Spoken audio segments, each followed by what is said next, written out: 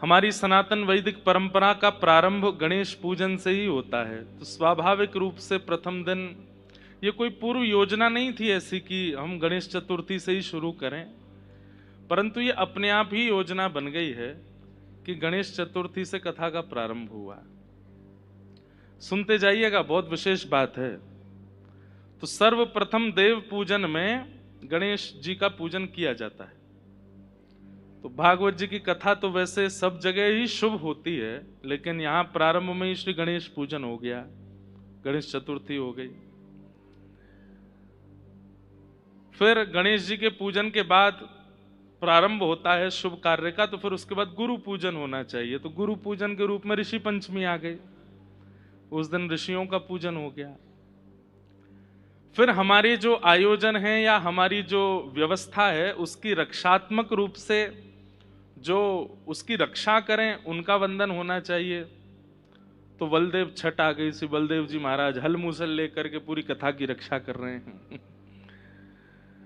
उसके बाद जो प्रधान पीठ है उनका वंदन होना चाहिए, उनका नियम। तो आज ठाकुर जी का जन्मोत्सव होने वाला है, और फिर प्रधान पीठ को प्रणाम करने के बाद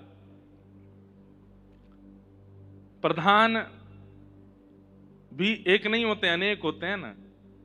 प्रधान की भी प्रधान, मतलब कथा के प्रधान तो हो गए ठाकुर जी, और ठाकुर जी की प्रधान श्री किशोरी जी, श्री लाडली जी, श्री राधा रानी। तो कल आ रही है राधाष्टमी। और आप लोगों को एक बहुत विशेष बात बता दें, राधाष्टमी से लेकर के अगले 7 दिन तक ये श्रीमद् भागवत जी की जयंती मानी जाती है। भागवत जी का प्रथम वाचन श्री, वैसे तो सनक सनंदन सनातन सनत कुमारों ने कही है, सूत जी महाराज ने कही है, पर विशेष रूप से सुखदेव जी ने जो परीक्षित को कथा सुनाई है, वो तिथि कौन सी है? राधाष्टमी से लेकर के 7 दिन तक की जो तिथि है, इसको भागवत जी की जयंती माना जाता है। तो कथा का विश्राम जो है वो भागवत जी की जयंती पर हो रहा है। इतने संयोग एक साथ, वैसे तो हर साल ये तिथियां आती हैं, परंतु गणेश चतुर्थी से कथा प्रारंभ हर जगह नहीं हुई। आज तक हमने जो इतना विचार किया, या तो मध्य में आती है या अंत में आती है, लेकिन प्रारंभ में गणेश चतुर्थी, मध्याह्न में राधाष्टमी और विश्राम में भागवत जी की जयंती, ये तो भाग्यनगर में ही हुआ है, तो पहली बार ही हुआ है। आप लोगों ने पहले भी सुनी तो होंगी, पर ये नहीं पता होगा कि भाई राधाष्टमी से भागवत जी की जयंती होती है। भागवत जी का मूल जो दिवस माना जाता है श्रवण का, वो राधाष्टमी से लेकर के 7 दिन तक होता है। तो ये सारे संयोग एक साथ इकट्ठे हुए हैं।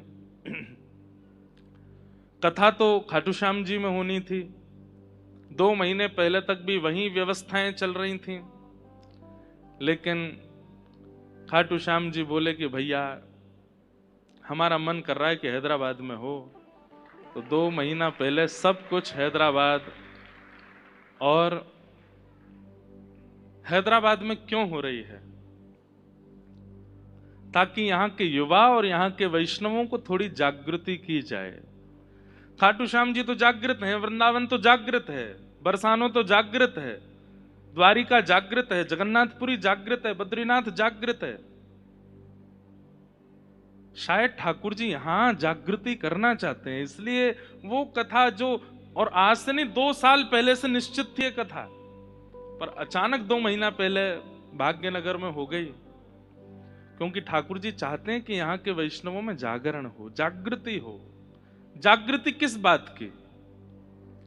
अपने धर्म के प्रति जागृति, अपनी संस्कृति के प्रति जागृति, अपने नियमों के प्रति जागृति, अपने कर्तव्य के प्रति जागृति, अपने जीवन के प्रति जागृति। हमारे श्याम जी महाराज विराज रहे हैं, जिनके द्वारा खाटू श्याम जी की प्रधान सेवा खाटू धाम में होती है। और एक बात और बता दें, हम अपने जीवन काल में 28 वर्ष बाद खाटू धाम गए थे। अभी रेवासा में कथा थी, और महाराज जी का पहले ही भाव था कि हमने कहा देखो आज तक हम 2-3 बार प्रयास कर चुके, पर खाटू श्याम जी नहीं जा पाए, लेकिन खाटू श्याम जी कह रहे हैं खाली हाथ मत आओ, कथा लेकर के आओ, कथा सुनाने आओ। तो जब कथा का स्थान परिवर्तित हुआ तो कई लोग बड़े निराश हो गए कि भाई, हमें भी लगी कि भाई ऐसो का है कि खाटू श्याम जी बुला ही नहीं रहे हैं। इस बार भी कथा होनी खाटू श्याम में, वो भी परिवर्तित हो गई। लेकिन फिर वैष्णव वो है जो हर परिस्थिति को सकारात्मक रूप से स्वीकार करे। पाम भी टूट जाए तो उसमें भी यही सोचे कि कुछ अच्छा ही सोचा होगा ठाकुर जी ने। कोई बहुत अपना व्यक्ति छोड़ करके चला जाए, उसमें भी यही विचार करे कि ठाकुर जी शायद कुछ भला करना चाहते हैं, इसीलिए सब हो रहा है। तो हमने फिर विचार किया, हमने की कथा तो हो नहीं पाई, लेकिन उसके दो, यहां से पहले जयपुर थी, जयपुर से पहले रहवासा थी। तो रहवासा में महाराज जी का भाव था कि आप खाटू धाम चलें दर्शन करने। हमने कि हम वहीं जाएंगे और जबरदस्ती सही एक श्लोक सुना के वहीं से कथा प्रारंभ करेंगे। तो वहीं से कथा प्रारंभ करके आए। लेकिन भाग्यनगर आने का कथा का मूल उद्देश्य क्या है? जागृति। कल हमने भाग्य लक्ष्मी मैया का आपसे भाव रखा था कि भाग्यनगर की रानी चार मीनार के कोने में बैठी है। पहले तो मुझे पता ही नहीं था। जब मैं गया तो मैंने सोचा ये चार मीनार पीछे बड़ा मंदिर होगा। जब हम गए तो स्थान ही छोटा सा है। मन में भाव आया कि अगर हम आप सब लोग प्रयास करें तो शायद मां और दिव्य रूप में विराज सकती हैं। दिव्यता तो वहां प्रकट होती है नवरात्रि में, दीपावली पर वो सब दिव्य बनता ही है। और दूसरी जागृति का कारण है हैदराबाद भाग्यनगर बने और भाग्यनगर में गौ सुरक्षित हो। इस कथा का जो मूल, यहाँ के कथा के जो यजमान हैं खाटू श्याम जी हैं। वैसे तो निमित्त यजमान कई बने हैं, पर मुख्य यजमान तो श्री खाटू श्याम जी हैं। और ठाकुर जी को अति प्रिय कौन है? हमारे ब्रज में एक रसिया गाते हैं और वो रसिया स्वयं ठाकुर जी गा रहे हैं। गैया लगे हो अति प्यारी जग पालनहारी, गैया लगे। ठाकुर जी के मोह सबसे ज्यादा प्रिय कौन है संसार में? बोले गैया। अरे कहा बताएं भैया, यशोदा मैया ने गलती तो यूं कह दी कि गैया तो जानवर है, तो ठाकुर जी ने 2 दिन तक भोजन नहीं किया। और मैया से बोले, मैया तेने गैया को जानवर कह दई, मुंह को तो लगे तू बाबा वो जानवर है। लाला ऐसा क्या कह रहा है? बोले हम गैया को दूध पी में और तू को जानवर के। मैया मैंने तेरो दूध पियो तो तू भी जानवर है? मैया बोली लाला गलती है, अपराध है, कहा करूं बता। बोले गैया को जानवर नहीं बोलेगी। तो यशोदा मैया ने कान पकड़े, सब ब्रजवासी ने लाला से कही, लाला आज के बाद हम जानवर ना बोलेंगे, तू रूठे मत। मैया के द्वारा जानवर कहवे थे जब इतनी बुरी ठाकुर जी को लग सके। हम तो व्यवहारी जानवर वाला करते हैं गैया के साथ। ठाकुर जी हमको कैसे रीझ सकते हैं हमसे? हम प्राचीन भक्तों की कथा सुनते हैं, प्राचीन भक्तों की एक चीज अर्पण होने पर ठाकुर जी प्रत्यक्ष प्रकट हो जाते थे। और हम लोग इतना कुछ देते हैं फिर भी ठाकुर जी प्रसन्न नहीं होते, क्यों? कहीं ना कहीं ठाकुर जी की प्रिय गैया हमसे दुखी है, हमारी सेवा वहां हो नहीं रही। तो मुख्य यजमान तो खाटू श्याम जी हैं, स्वयं चल के खाटू धाम से आए हैं, यहां बैठे हैं। किस लिए? कि भाग्यनगर के लोग यहाँ की गौशाला, यहाँ की गैयाओं की तो सुरक्षा करें।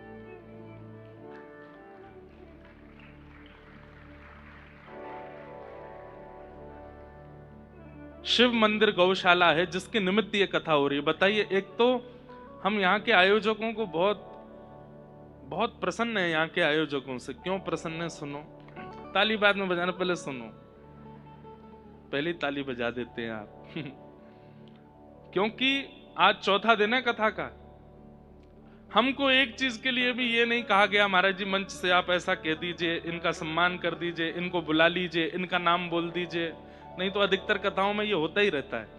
और हमें प्रिय लगता है फिर कथा काहे को करवाई आपने, जब ये सब व्यवहार ही करने थे तो हम ऐसे ही आ जाते 4 दिन के लिए, व्यवहार कर देते, इनको माला पहना दो, इनके लिए ये कर दो, इनके घर पधरामनी कर आओ इनके यहाँ। पर नहीं, आज 4 दिन हो गए हमको।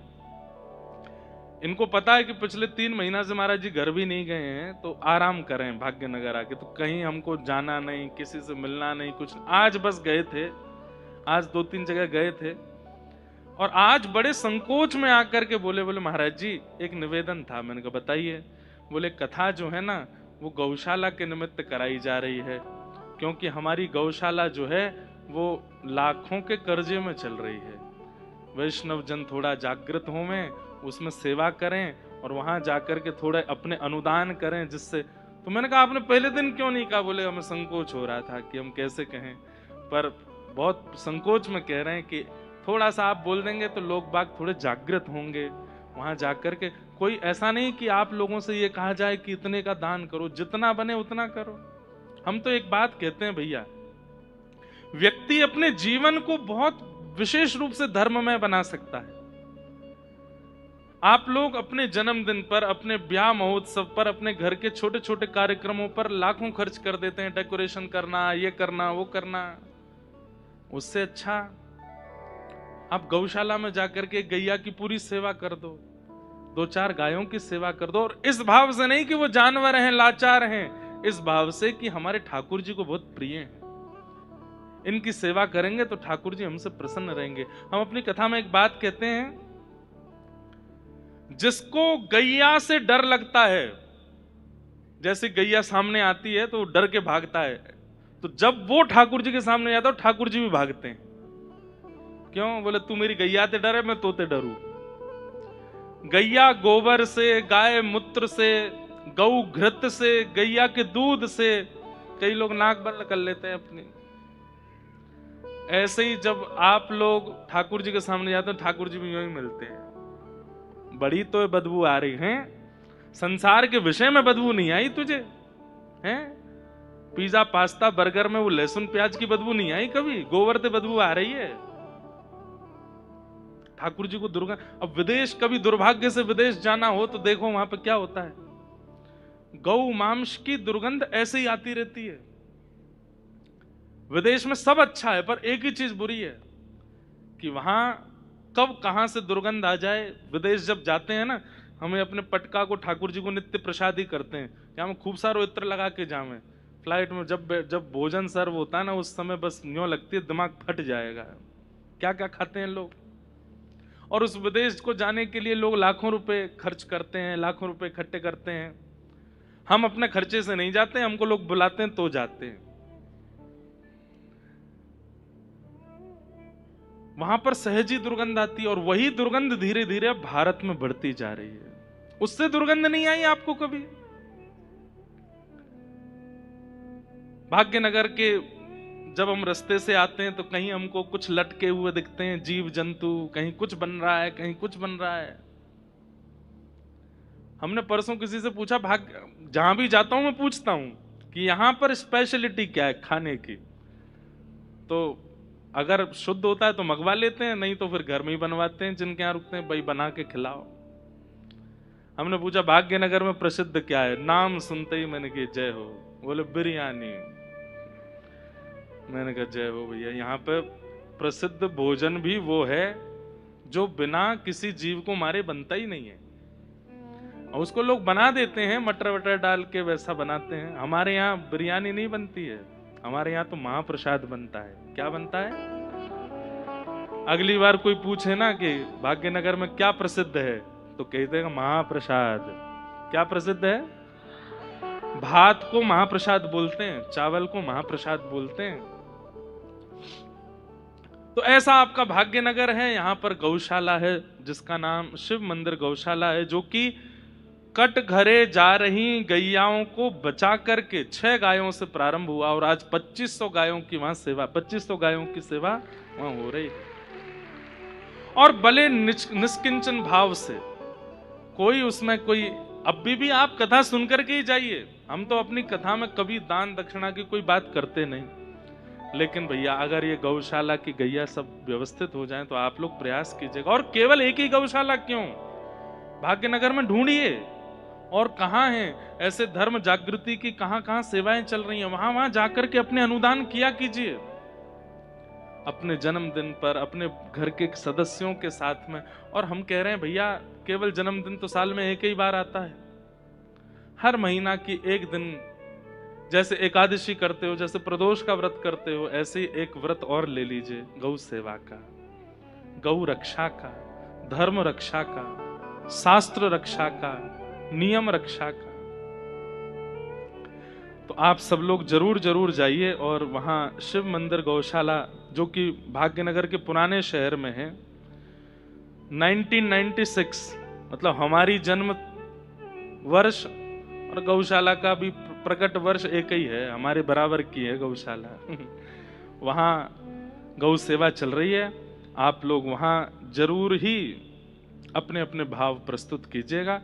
उसी के निमित्त ही श्री खाटू श्याम जी ने इस कथा को राजस्थान से भाग्यनगर शिफ्ट किया कि यहाँ के सब वैष्णव मिलकर के वहां, जो यहाँ पढ़ने लिखने वाले बच्चे हैं, जो अभी करियर पर ध्यान दे रहे हैं, उन लोगों से भी मेरी प्रार्थना, बहुत थोड़ा ही सही कुछ करना, जरूर वहां करके जाना और इस प्रकार से धर्म की जागृति का कारण कीजिए।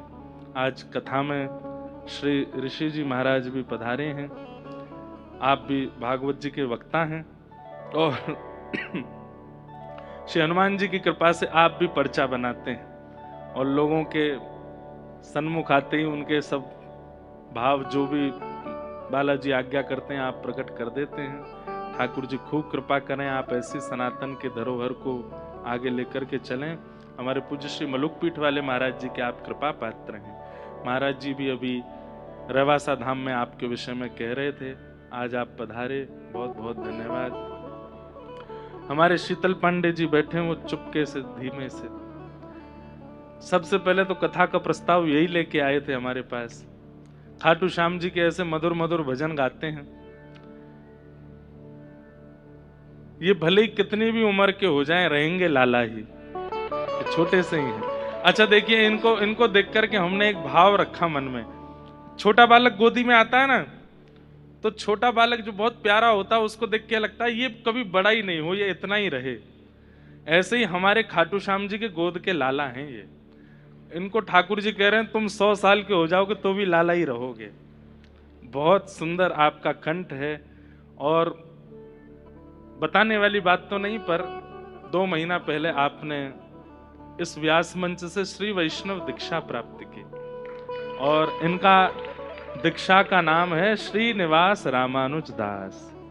इनकी दीक्षा हुई थी 2 महीना पहले तब, और खूब भाव से ठाकुर जी का 19 वर्षों से एकादशी चाहे दुनिया के किसी कोने में हो, खाटू धाम में ही करते हैं, ऐसा आपका संकल्प। बंधुओं देखिए, इस नियम का पालन आप नहीं कर सकते, ये ठाकुर जी करवाते हैं, ये ठाकुर जी ही। आप अपने वादों का निर्वहन कर सकते हो, मैं तुमसे मिलूंगा, हम दोनों साथ में भोजन करने जाएंगे, ये सारे वादे आप निभा सकते हो।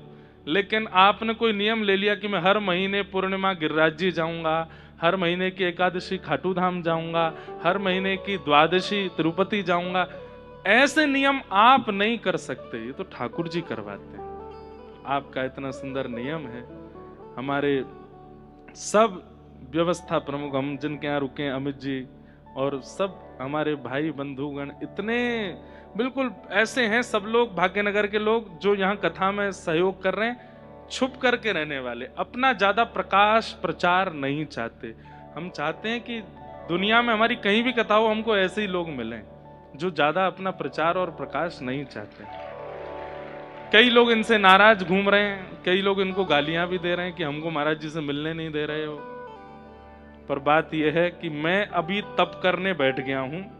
मैं ठाकुर जी से कह रहा हूं कि मुझे 4 रूप दे दीजिए, एक रूप से कथा करूं, एक रूप से डोला करूं, एक रूप से घर में जाऊं, एक रूप से सबसे मिल लूं। एक ही हैं। अभी अवस्था भले ही कम है हमारी, लेकिन हमको इतनी ज्यादा व्यस्तता हो जाती है कि जिसके कारण बहुत डिसबैलेंस हो जाता है। तो इसलिए कल राधाष्टमी का उत्सव है, सुबह 8 बजे आप लोग यहीं बगल में एक और स्थान है जहां राधाष्टमी का उत्सव मना रहे हैं हम लोग। क्या नाम है जगह का? क्या नाम है? सूरा सूर्या, सूर्या अरीना, सूर्या तो प्रसिद्ध है, हैं? 8 बजे। अच्छा, जहां डेली सब श्रोताओं की प्रसादी हो रही है, सूर्या अरेना करके है, वहां पर कल राधाष्टमी का उत्सव मनाया जाएगा। सुबह बाल भोग की भी वहां सबकी व्यवस्था है, लेकिन व्रत रखना, कल राधाष्टमी है। और फिर भी वहां व्रत की भी, फलाहार की भी व्यवस्था रहेगी। तो जो लोग भी सुबह 8 बजे वहां उपस्थित हो जाइएगा। 9 बजे गिरधर लाल जी का अभिषेक प्रारंभ हो जाएगा। अभिषेक का दर्शन करेंगे सब लोग, पंचामृत अभिषेक होगा। और अभिषेक के बाद ठाकुर जी, फिर पर्दा लग जाएगा, ठाकुर जी भीतर विराजेंगे, श्रृंगार चलेगा। उतनी देर बधाई गायन चलता रहेगा। हम आप सब लोगों से उतनी देर मिल लेंगे। सब लोगों के जो भी भाव होते हैं, आपके जो भाव हैं, जो भी चीज हैं, अब इतनी देर बात तो कर नहीं सकते, तो लिख करके हमको देते जाइएगा। हम सबके भाव पढ़ लेंगे, बाद में फिर कथा में सबका समाधान या जो भी आपकी स्थिति होगी वो करेंगे। तो कल में ऐसी व्यवस्था हो जाएगी, 1-1.5 घंटा ठाकुर जी का श्रृंगार चलेगा। उतनी देर हम सब लोगों से एक एक करके मिलते रहेंगे। आप लोग आके आके मिलते जाना, फिर बैठते जाना, फिर दर्शन खोलेंगे। उसके बाद खूब बधाई गाएंगे, नाचेंगे, ऊधम मचाएंगे, दधी काना करेंगे। और कल भाग्यनगर को बरसाना बनाना है। बरसाने बजत बधाई, कीरत ने लाली जाए। अरे बरसाने बजत बधाई, कीरत ने लाली। भाई लोग सब कल धोती पहन के आना, धोती पहन करके, कुर्ता पहन के, बगलबंदी पहन के। और माताएं बहनें सब कल बढ़िया सुंदर अपने भारतीय वेश में आइएगा। ज्यादा आभूषण पहन करके मत आना, जितना हो सके हृदय को आभूषित करके आइएगा। कल बड़े आनंद के साथ हम लोग राधाष्टमी का उत्सव मनाएंगे। पहले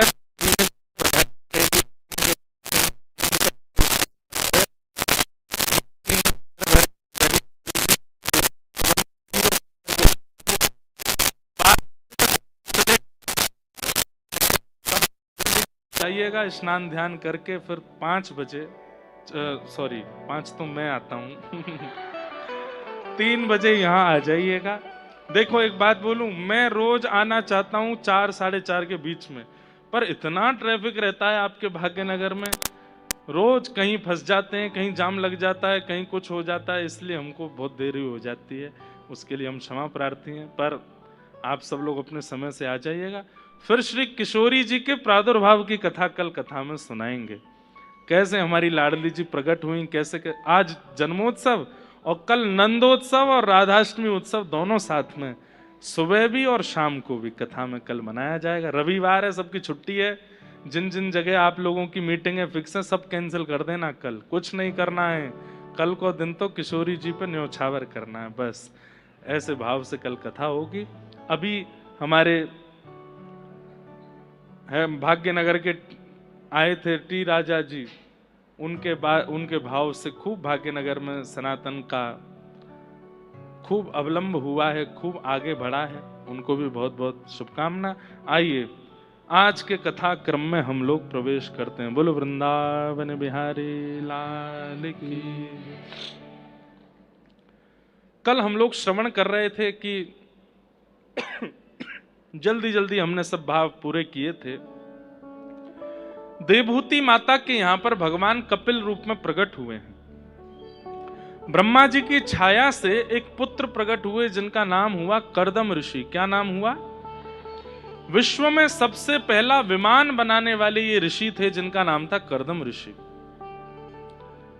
लोग बाग दावा करते हैं कि विमान अमेरिका के या कहीं के लोगों ने बनाया, नहीं, विमान शब्द ही सबसे पहले हमारे ऋषियों ने प्रदान किया, और उस विमान का नाम था कामग विमान। कर्दम ऋषि के द्वारा उसका निर्माण किया गया था।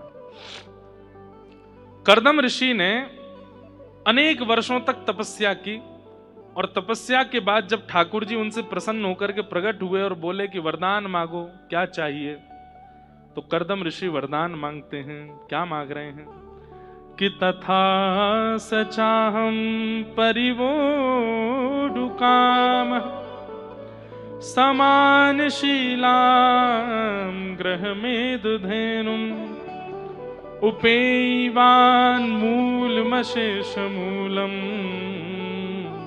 दुराशय काम दुदांग्रिपश्य। सब लोग इधर देखो, सावधानी से सुनो। ये श्लोक जिनके बयान नहीं हुए उनको याद कर लेना चाहिए और नित्य अपने ठाकुर जी से ये श्लोक बोलना चाहिए। इस श्लोक का अर्थ क्या है?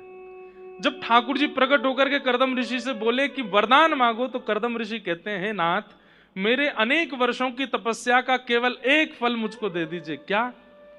मैं जितना आपसे प्रेम करता हूं, मैं जितनी आपकी भक्ति करता हूं, मुझे आपकी कथा सुनने में, सेवा करने में जितनी रुचि है, मुझसे भी दुगनी रुचि वाली एक कन्या से मेरा ब्याह हो जाए। बंधुओं, हम आप सब लोगों की संबंध में रिक्वायरमेंट क्या होती है?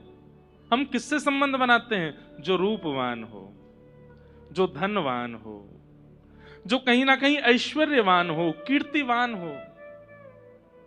पर रूप, धन, ऐश्वर्य, कीर्ति का बहुत दिन तक आनंद नहीं है, बहुत दिन तक सुख नहीं है। रावण खूब धनवान था, पर मंदोदरी पत्नी होते हुए भी अति प्रसन्न नहीं है। हिरण्यकश्यप तीनों लोकों का स्वामी बना बैठा था, लेकिन कयाधु प्रसन्न नहीं है। ऐश्वर्य, धन, संपत्ति और रूप, इनसे कुछ होने वाला नहीं है। इसलिए नित्य ठाकुर जी से आप एक प्रार्थना कीजिए, पत्नी मिले तो आपकी भक्त मिले, पति मिले तो आपका भक्त मिले, और जब पति पत्नी भक्त मिल जाए तो उसके बाद फिर बच्चे मिले तो आपके भक्त मिले, मित्र मिले तो आपके भक्त मिले। परिवार में अगर कोई व्यक्ति भगवान का भजन नहीं करता है तो उसके लिए नित्य प्रार्थना करो कि हे नाथ, इसके चित्त में भी अपनी भक्ति प्रकट कीजिए, ये भी आपका परम वैष्णव हो जाए, परम भागवत हो जाए। ठाकुर जी से आप कामना नहीं कर सकते, लेकिन किसी भक्त की कामना आप ठाकुर जी से कर सकते हैं कि हे नाथ, मेरे जीवन में एक भक्त आ जाए। एक बात बोलें, अगर वैष्णव पत्नी आ गई तो संसार के लिए वो विवाह होगा, पर आपके लिए वो सत्संग है। अब आप सत्संग में प्रवेश कर गए, क्योंकि एक सद व्यक्ति का संग आपको मिल गया है। वैष्णव बालक जीवन में आ गए तो सत्संग हो जाएगा। उसके बाद आप कथा में अगर सदैव उपस्थित भी नहीं हो पाओगे ना, तो भी आपका भजन ही माना जाएगा। क्यों? जिसका संग आप कर रहे हैं वो परम वैष्णव है। इसलिए हमारी आपसे प्रार्थना है, ठाकुर जी से आप संबंध के रूप में एक वैष्णव की कामना करो। अच्छा, एक बात और सुन लीजिए। अब हमने इतनी ज्यादा विश्वास आपके चित्त में प्रकट कर दिया, और कहीं आप में से किसी का ब्याह हुआ और संबंधी जो आया जीवन में वो वैष्णव नहीं आया, तो आप तो फिर मुझे याद करके गाली दोगे, महाराज जी कह के गए थे, हमने तो इतनी प्रार्थना की फिर भी जी ऐसे आगे हो है, अब क्या करें? जरूरी नहीं है, आपने व्यक्ति नहीं मांगा, आपने सत्संग मांगा है। कई बार ऐसा होता है कि विपरीत व्यक्ति ही आकर के जीवन में सत्संग प्रकट करता है। उसके व्यवहार, उसके स्वभाव, उसकी ठोकरों से ही आप भक्ति मार्ग में आते हो। तो जरूरी नहीं है कि अनुकूल ही मिले, आप सत्संग मांगिए। अगर अनुकूल पति के आने से होगा तो अनुकूल दीजिए, प्रतिकूल के आने से हो तो प्रतिकूल दो। हम आपसे दूर ना रहें, बस जीवन ऐसा बना दीजिए जिससे आपका सामीप्य बना रहे ठाकुर जी, बस ये प्रयास कीजिए, हम आपसे दूर ना हों। गोस्वामी तुलसीदास जी महाराज, जिन्होंने पूरे विश्व को रामचरितमानस प्रदान की, मैं कथा में सुनाया करता हूं। एक बार उनकी प्रयाग में कथा चल रही थी, तो एक ब्राह्मण आया, और ब्राह्मण आकर के बोला, आप इतने सुंदर हैं, गुणवान हैं, बुद्धिमान हैं, मेरी बेटी से ब्याह कर लीजिए। गोस्वामी तुलसीदास जी बोले, हम नहीं करेंगे। दूसरी कथा हुई तो ब्राह्मण उसमें भी पहुंच गए। अब तो वो ऐसा हो गया कि हर कथा में गोस्वामी जी के पास आ जाए, बोले मेरी बेटी से ब्याह कर लीजिए। गोस्वामी जी ने कहा अगर महादेव प्रकट होकर के कह देंगे तो करूंगा, क्योंकि भैया अब हमारा जीवन राम जी का हो गया है। हम ऐसे किसी से भी ब्याह नहीं कर सकते, हम उसी से ब्याह करेंगे जो हमारी तरह वह भी राम जी से प्रेम करे और उसके कारण हमारी भक्ति और बढ़े। तो एक दिन महादेव ने प्रकट होकर के कह दिया कि वो जो ब्राह्मण तुम्हारी कथा में आते हैं ना, उनकी कन्या से ब्याह कर लो। तो गोस्वामी जी के चित्त में आया महादेव मोहर लगा रहे हैं तो निश्चित है कि वो कन्या मेरे चित्त में राम भक्ति प्रकट करेगी, तो मैं ब्याह कर लेता हूं। गोस्वामी जी का ब्याह हुआ, इतनी सुंदर। अब तो गोस्वामी जी उसके संग ही रहते हैं। अब लोग बाग इसमें कई अपने अपने भाव जोड़ते हैं कि वो इतनी सुंदर थी या गोस्वामी जी उससे प्रेम क्यों करते थे। प्रेम महादेव आज्ञा करके गए हैं उससे ब्याह करो। तो गोस्वामी जी तो इसीलिए प्रेम करते थे कि भाई इसके कारण मुझे राम जी मिलेंगे। लेकिन गोस्वामी जी का ऐसा अथाह प्रेम कि एक दिन पत्नी परेशान हो गई, 5 साल हो गए मायके भी नहीं जाने दिया मुझको। अर्धरात्रि में सोता जान करके गोस्वामी जी को निकल गई अपने घर। गोस्वामी जी के जब नेत्र खुले तो भागे, ढूंढने कहां गए। नदी पार करने लगे, शव के ऊपर चढ़ के सर्प को रस्सी बना करके पहाड़ लांग गए। कितने कांटे लगे हैं, कितने वृक्षों से टकराए हैं, कोई पता नहीं है उसका। जब अपने ससुराल पहुंचे तो वहां देखा कि पत्नी अपने घर में है। तो उसके सामने जाकर के बोले तुम मुझे छोड़ के क्यों चली आई। पत्नी ने कहा दुर्गंध क्यों आ रही है आप में से। पता चला कि भाई ये तो शव को नाव बना करके, किसी मृतक व्यक्ति की लाश बहती हुई आ रही थी, उसको नाव बना के पार कर गए यमुना जी। सर्प को रस्सी बना करके पहाड़ लांग गए। आजकल की कन्या होती तो कहती आप मुझसे कितना प्रेम करते, मेरे लिए किया इतना सब कुछ। लेकिन गोस्वामी जी की पत्नी बोली इतना प्रेम यदि राम जी से किया होता, ये हाड़ मांस के पुतले के लिए आपने इतना कुछ कर दिया, अगर इतना कभी राघव जी के लिए किया होता तो आज राम जी आपको मिल गए होते। इतना त्याग, इतनी पीड़ा, इतनी व्याकुलता, इतनी तत्परता इस शरीर के लिए। आपसे एक रात नहीं रहा गया मेरे बगैर। ऐसी व्याकुलता अगर राघव जी के लिए हुई होती तो आज राम जी मिल गए होते आपको। उसी समय गोस्वामी जी के नेत्र बंद हो गए और पूछने लगे स्वयं से ये सत्य ही तो कह रही है। राम जी के दर्शन के लिए मैंने शव को नाव बना करके कभी पार नहीं किया। कभी आपने सुना, आपने खूब सुना होगा कि कोई प्रेमी ने अपनी प्रियतमा के लिए नस काट ली। कभी सुना कि किसी ने राघव जी के लिए नस काटी हो। आपने सुना होगा कि किसी प्रेमी ने अपनी प्रियतमा के लिए वो पी लिया, विष पी लिया। कभी किसी प्रियतम ने राधा रमण जी के लिए पिया? हाँ पिया था, मीराबाई ने पिया था। आज कोई नहीं पीता क्योंकि हमारा प्रेम ही नहीं है। दिखावा कर रहे हैं, कोरा नाटक।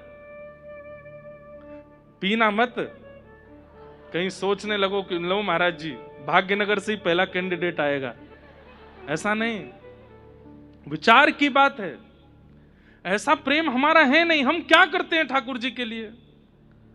3 घंटा अगर सामने बैठ के सेवा कर लें तो उसको गाए बिना रहते नहीं हम 3 घंटे बैठ।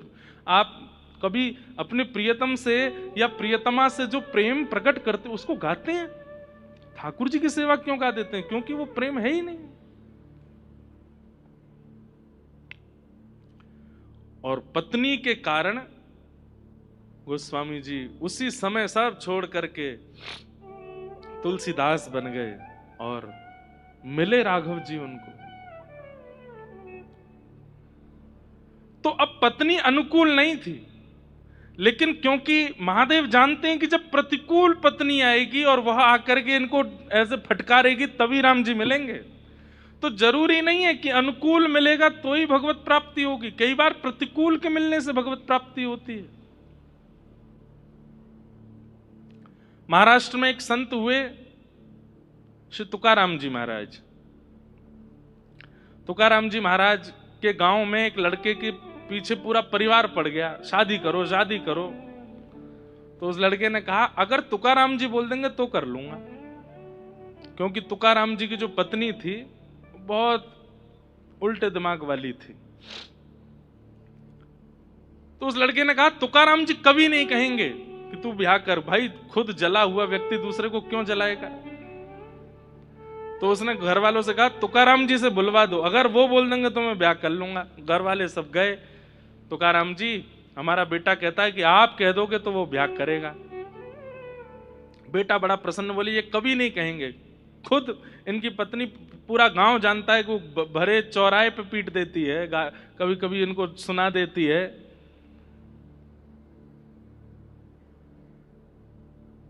तुकाराम जी बोले कहाँ है बेटा? बोले वो खड़ा, इधर आओ। बोले जितना जल्दी हो सके ब्याह करो। उसने कहा महाराज आप कैसे कह सकते हैं, आप खुद इतना जूझ रहे हैं अपने जीवन में, ऐसी विपरीत पत्नी प्राप्त करने के बाद आप दूसरों को, ये तो आप अधर्म कर रहे हैं। कि मतलब कोई व्यक्ति निकल के गया मार्ग से तो उसको चाहिए कि मैंने जो दुविधाएं सहन करी मैं आने वाले यात्रियों को सावधान कर दूं कि भाई आगे का मार्ग खतरे से भरा है। लेकिन कई लोग होते हैं वो दुविधाएं सहन करने के बाद सोचते हैं कि मैंने सहन करी, दूसरों को भी होनी चाहिए। तो दूसरों से क्या कहते, बहुत बढ़िया रास्ता जाओ। और जब वो गिरने लगे पड़ने लगे, बोले अब आया मजा, अकेला मैं पीड़ित नहीं हूं, ये भी है। तो बोले आपने तो ऐसा काम किया है कि आप अकेले पीड़ा सहन कर रहे थे, तो आपने विचार किया कि ये भी एक सहन करने वाला हो जाएगा तो अच्छा लगेगा। तुकाराम जी बोले नहीं ऐसा नहीं है। तो फिर क्या है? बोले देखो अनुकूल पत्नी मिल जाए तो तुम विट्ठल भगवान का प्रेम से रोज दर्शन करने जाना, हर महीने जाया करना। और प्रतिकूल पत्नी अगर आ जाए, जैसे मेरी पत्नी है, तो एक गांव में 2 तुकाराम हो जाएंगे, फिर मैं भी तू भी, दोनों एक से हो जाएंगे। अपना उत्तराधिकारी भी तो चुनना है मुझको। इसलिए अनुकूल और प्रतिकूल दोनों स्थितियों को स्वीकार कीजिए। देखिए प्रसाद का एक नियम होता है, पुजारी जी जब हाथ में देते हैं तो हम उसको पा लेते हैं, लेकिन कई बार वो हाथ से गिर जाता है तो भी हम उठा के पा लेते हैं। प्रसाद अपवित्र नहीं होता। ऐसे जीवन में अनुकूल और प्रतिकूल दोनों प्रसाद है, दोनों को सेवन कर लो, दोनों को स्वीकार कर लो। कई बार प्रतिकूलताएं हमारे निर्माण के लिए अति आवश्यक होती हैं। अगर वो प्रतिकूलता जीवन में नहीं आएगी तो हमारा निर्माण नहीं हो पाएगा। इसलिए तैयार रहिए, जो आवे जीवन में, अनुकूल हो प्रतिकूल हो, सबको स्वीकार करो। पर एक चीज का ध्यान रखना है, जो हरि विमुख है, जो हरि से दूर करने वाला है, बस उसका अति संग मत कीजिएगा। शरीर से भले ही आपको संग रहना पड़े, हृदय में उसको स्थान मत दीजिएगा, चाहे वो अपना ही पुत्र क्यों ना हो, उसको हृदय में स्थान मत दीजिएगा। जो हरि विमुख करने वाला, तजोरे मन हरि विमुखन को संग, जाके संग कुमत उपजत है, पड़त भजन में भंग। कहा होत पै पान कराए, विष नहीं तजत भुजंग। सूरदास कारी कामर पे, चढ़े न दूजो रंग। तजोरे मन हरि विमुखन को संग। तो कर्दम ऋषि ने भगवान को प्रकट करके क्या मांगा? मुझसे भी ज्यादा आपसे प्रेम करने वाली एक कन्या से मेरा ब्याह हो जाए। भगवान इतने प्रसन्न हो गए, कर्दम ऋषि से कहा ठीक है, पृथ्वी के प्रथम मानव स्वयंभू मनु की पुत्री देवहूति के साथ आपका ब्याह होगा। और मैं आपसे इतना प्रसन्न हूं कि मैं एक वरदान अपनी तरफ से दे रहा हूं कि आपके यहां पुत्र बनकर के मैं ही आऊंगा। और कर्दम ऋषि के 9 पुत्रियां हुई और 10वें संतान के रूप में भगवान कपिल का प्रादुर्भाव। बोलो कपिल भगवान की जय। एक बात बोलें, वैसे तो ये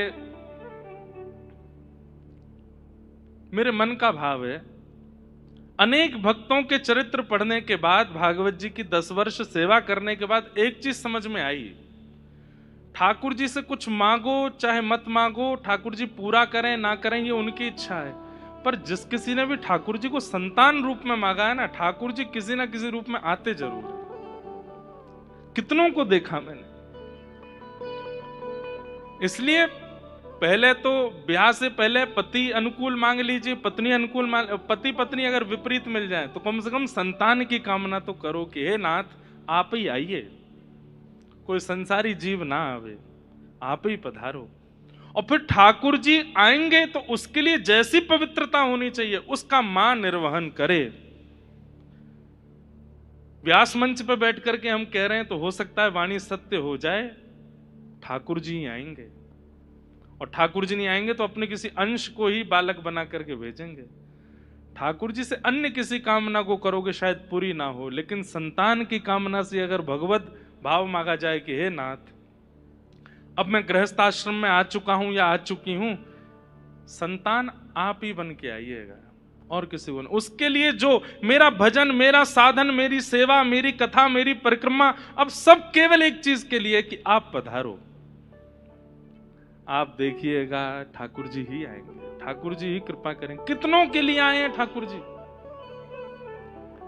देवकी वसुदेव के यहां आए, कौशल्या दशरथ के यहां आए, नंद यशोदा के यहां आए, वृषभानु कीर्ति मैया के यहां आए।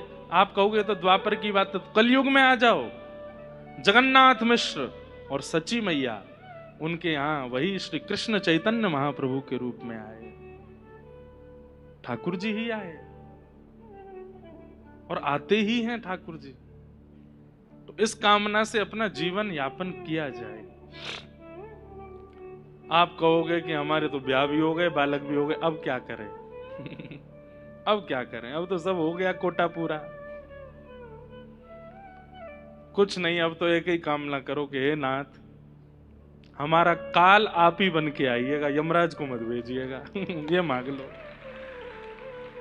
भैंसा पे बैठ के यमराज नहीं आवे, या सिंहासन पर किसी दिव्य विमान पर बैठ के इंद्र भी नहीं आवे। इंद्र का मतलब क्या है? स्वर्ग जा रहे हैं। यम का मतलब क्या है? नर्क जा रहे हैं। तो बोले कौन आए? बोले गौ चारण करते हुए आप आना। यही कामना कर लो, अब तो सब हो ही चुका है, और क्या मांगोगे? लेकिन जिनके पास अभी भी अवसर है वो संपत्ति मत मांगो, ऐश्वर्य मत मांगो, कीर्ति मत मांगो, बाकी सब तो आप अपने कर्म से प्रकट कर सकते हो। संबंध के रूप में ठाकुर जी को मांगो, आप आओ।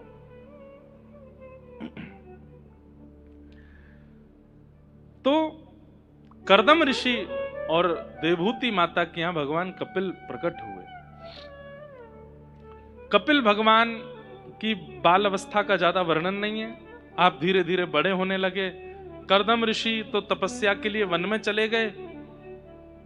देखो एक बात स्पष्ट है, साक्षात भगवान का दर्शन करने के बाद भी भजन जरूरी है, क्योंकि प्रत्यक्ष दर्शन रावण को भी हुआ है, प्रत्यक्ष दर्शन कुंभकर्ण को भी हुआ है, कंस को भी हुआ है, शिशुपाल दंतवक्र को भी हुआ है। अरे कहां तक कहें, मंथरा को भी होते थे राम जी के प्रत्यक्ष दर्शन। दर्शन से मति नहीं बदली, मति तो भजन से ही बदलती है, मति तो नाम जप से ही बदलती है, मति तो संकीर्तन से ही बदलती है। इसलिए प्रत्यक्ष दर्शन हो भी जाए, कभी ठाकुर जी प्रत्यक्ष आ भी जाएं, उसके बाद भी भजन मत छोड़िएगा। कुम्मन दास जी की एक चरित्र आता है कि कुम्मन दास जी जब अपने खेत में बुवाई करते थे ना, तो पीछे ऐसे अपनी पीतांबरी में ठाकुर जी बीज डाल करके चलते ऐसे करके, और कुम्मन दास जी के खेत में ऐसे बीज उछालते हुए चलते ठाकुर जी। आगे आगे खुरपी से मेड़ बनाते चलते श्री कुम्मन दास जी, और पीछे पीछे ठाकुर जी चलते। कुम्मन दास जी को पता होता ठाकुर जी संग चल रहे हैं। ठाकुर जी कहते, बोले तुम एक काम करो, तुम खोदो, मैं बीज डालूंगा। इतना प्रेम ठाकुर जी कुम्मन दास जी से करते थे। लेकिन तभी मंदिर के घंटे घड़ियाल बजने लगे, राजभोग का समय हो गया, दोपहर के 11:30-12 बज गए, ठाकुर जी की राजभोग आरती होने वाली है। जैसे ही गिरिराज पर्वत पर घंटे घड़ियाल बजे तो कुम्मन दास जी तुरंत खुरपी छोड़ करके हाथ धोने लगे, पैर धोने लगे, दौड़ने लगे मंदिर की ओर। ठाकुर जी अभी भी पीतांबरी में बीज लेके खड़े हैं। ठाकुर जी बोले कहां जा रहे हो भैया कुम्मना? अरे राजभोग को समय है गयो, आरती करवे जा रहा हूं। ठाकुर जी बोले दारी के मैं यहां ठाड़ा हूं, तो ऊपर मंदिर में क्या गुजारो है? कुम्मन दास जी का उत्तर कितना सुंदर। बोले यहां आप अपनी इच्छा से आए हो, और जब मन नहीं होगा तो चले भी जाओगे। कल को मुझसे कोई अपराध हो गया तो मैं कितना भी बुलाऊं आप आओगे नहीं। लेकिन मंदिर में तो आपको आचार्यों ने बिठाया है, वहां से आप कहीं नहीं जाओगे, इसलिए वहां तो मैं नित्य दर्शन करूंगा, उसको कैसे छोड़ दूं?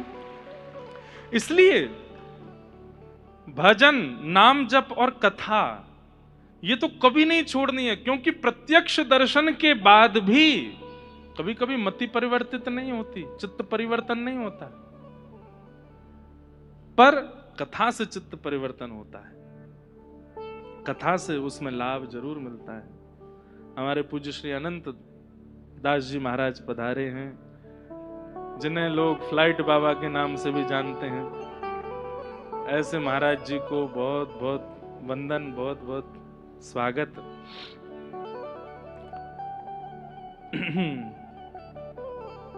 प्रसन्न चित्त रहते हैं महाराज जी हमारे, जब देखो हंसते ही रहते हैं। ऐसे महाराज जी से हम बस एक ही प्रसाद चाहते हैं, यही प्रसाद हमको भी दे दो कि हम भी प्रसन्न ही रहें, आनंद में रहें, बड़ी कृपा।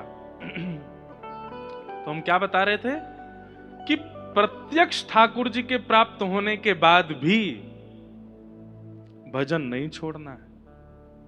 भजन तो तब भी करना है, भजन का त्याग नहीं करना।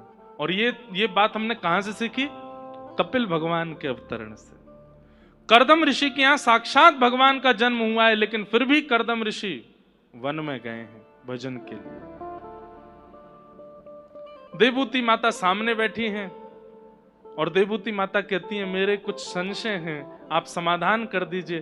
तो कपिल भगवान बोले मैया मैं तो आपका लाला हूं, और मां कभी अपने बालक से जिज्ञासा करती है? बोले नहीं, थोड़ी देर के लिए मैं ये भूल गई हूं कि आप मेरे पुत्र हो, आप साक्षात परमात्मा हो, इस भाव से उत्तर दीजिए। पूछिए मैया क्या चाहते हो। अनेक प्रश्न किए हैं देवभूति माता ने, सब प्रश्नों को तो हम नहीं बोल पाएंगे, पर एक दो प्रश्न बोल करके कथा में आगे बढ़ेंगे। पहला प्रश्न कि निर्वेणा नितराम भूमल असद इंद्रिय तर्षणात् येन संभाव्यमानेन प्रपन्नान्धं तम प्रभो।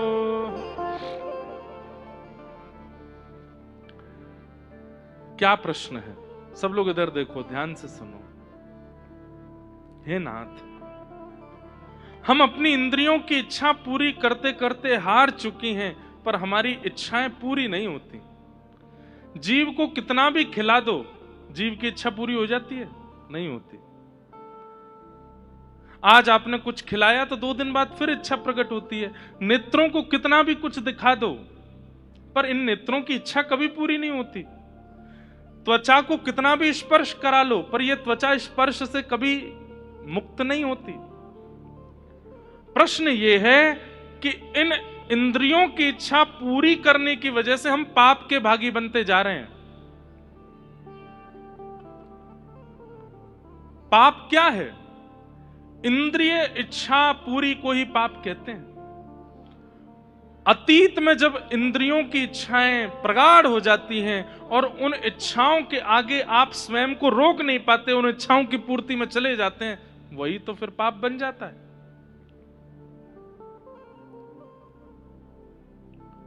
हम ऐसा क्या करें जिससे हमारी इंद्रियों की इच्छाएं समाप्त हो जाएं, सामान्य हो जाएं, या फिर इच्छा प्रकट ही ना हो?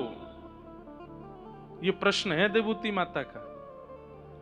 ऐसा उपाय बताइए जिससे हमारी इंद्रियां तृप्त हो जाएं और फिर पुनः कभी इच्छा प्रकट ना हो।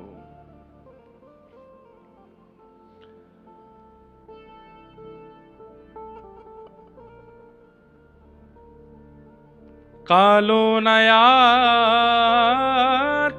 वयमेव याता, भोगा न भुक्ता वयमेव भुक्ता, तपो न तप्ता वयमेव तप्ता। कालो न याता वयमेव याता, तृष्णा न जीर्णा वयमेव जीर्णा। एक शास्त्रीय बात है, भोगा न भुक्ता वयमेव भुक्ता। हम भोग को भोगने से शुरू करते हैं, चख के देखते हैं चलो कैसा है, लेकिन एक दिन ऐसा आता है कि इतने आदी हो जाते हैं उस भोग्य वस्तु के, फिर हम ना चाहते हैं कि हम नहीं भोगें, लेकिन फिर भी उसके बिना रह नहीं पाते। अब हो क्या जाता, वो हमको भोग रहा है, वो हमारा भक्षण कर रहा है।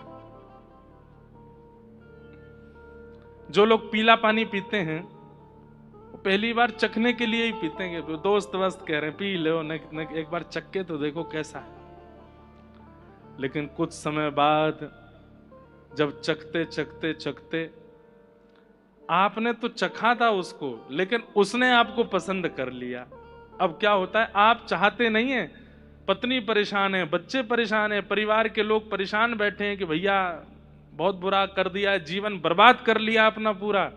उस समय आपको भी लगता है कि मैं चाहता तो हूं कि मुझे नहीं करना है, मुझे नहीं स्पर्श करना है, मुझे नहीं इसके बारे में, पर मैं क्या बताऊं, अब मैं रह नहीं पाता। उस समय आप नहीं रह पा, वो आपका भोग कर रहा है। भोग्य वस्तु वो निर्जीव होती है, पर जब आप उसका अति सेवन करने लग जाते हैं तो वही सजीव हो जाती है और फिर आपका उपभोग करती है वो। भोगा न भुक्ता वयमेव भुक्ता। वो भोग्य वस्तु कभी खत्म नहीं होती, उसका भोग करते करते आप खत्म हो जाते हो।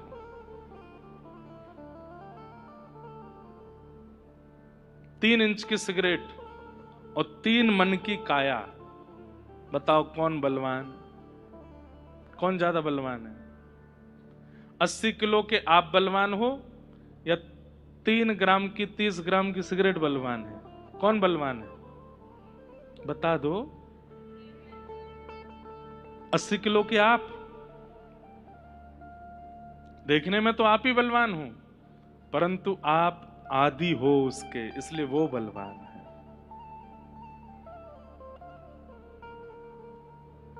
भोगा न भुक्ता वयमेव भुक्ता। दूसरा कहते हैं तपो न तपता वयमेव तपता। मैं तप करूंगा, तप करूंगा, तप करूंगा, तप करूंगा। अब मैं भजन करूंगा, कब करोगे? स्कूल पूरा हो जाएगा उसके बाद करूंगा, फिर कॉलेज पूरा हो जाएगा उसके बाद करूंगा, यूनिवर्सिटी हो जाएगी फिर करूंगा, ब्याह हो जाए फिर पति पत्नी दोनों करेंगे, एक बालक हो जाए फिर करेंगे, बालक का स्कूल हो जाए फिर करेंगे, बालक की सगाई हो जाए फिर करेंगे, अब बालक के बच्चे हो जाए फिर करेंगे। करते करते करते करते जब माला उठाने के लिए हाथ बढ़ता है, शमशान घाट कहता आ जाओ बेटा, तुमने तो किया नहीं, मैं ही तपाऊं तुमको। तपो न तपता वयमेव तपता। हम तप करेंगे कहते कहते कहते कहते एक दिन फिर हमको तपा दिया जाता है अग्नि में ही, किया नहीं। भोगा न भुक्ता वयमेव भुक्ता, तपो न तपता वयमेव तपता, तृष्णा न जीर्णा वयमेव जीर्णा।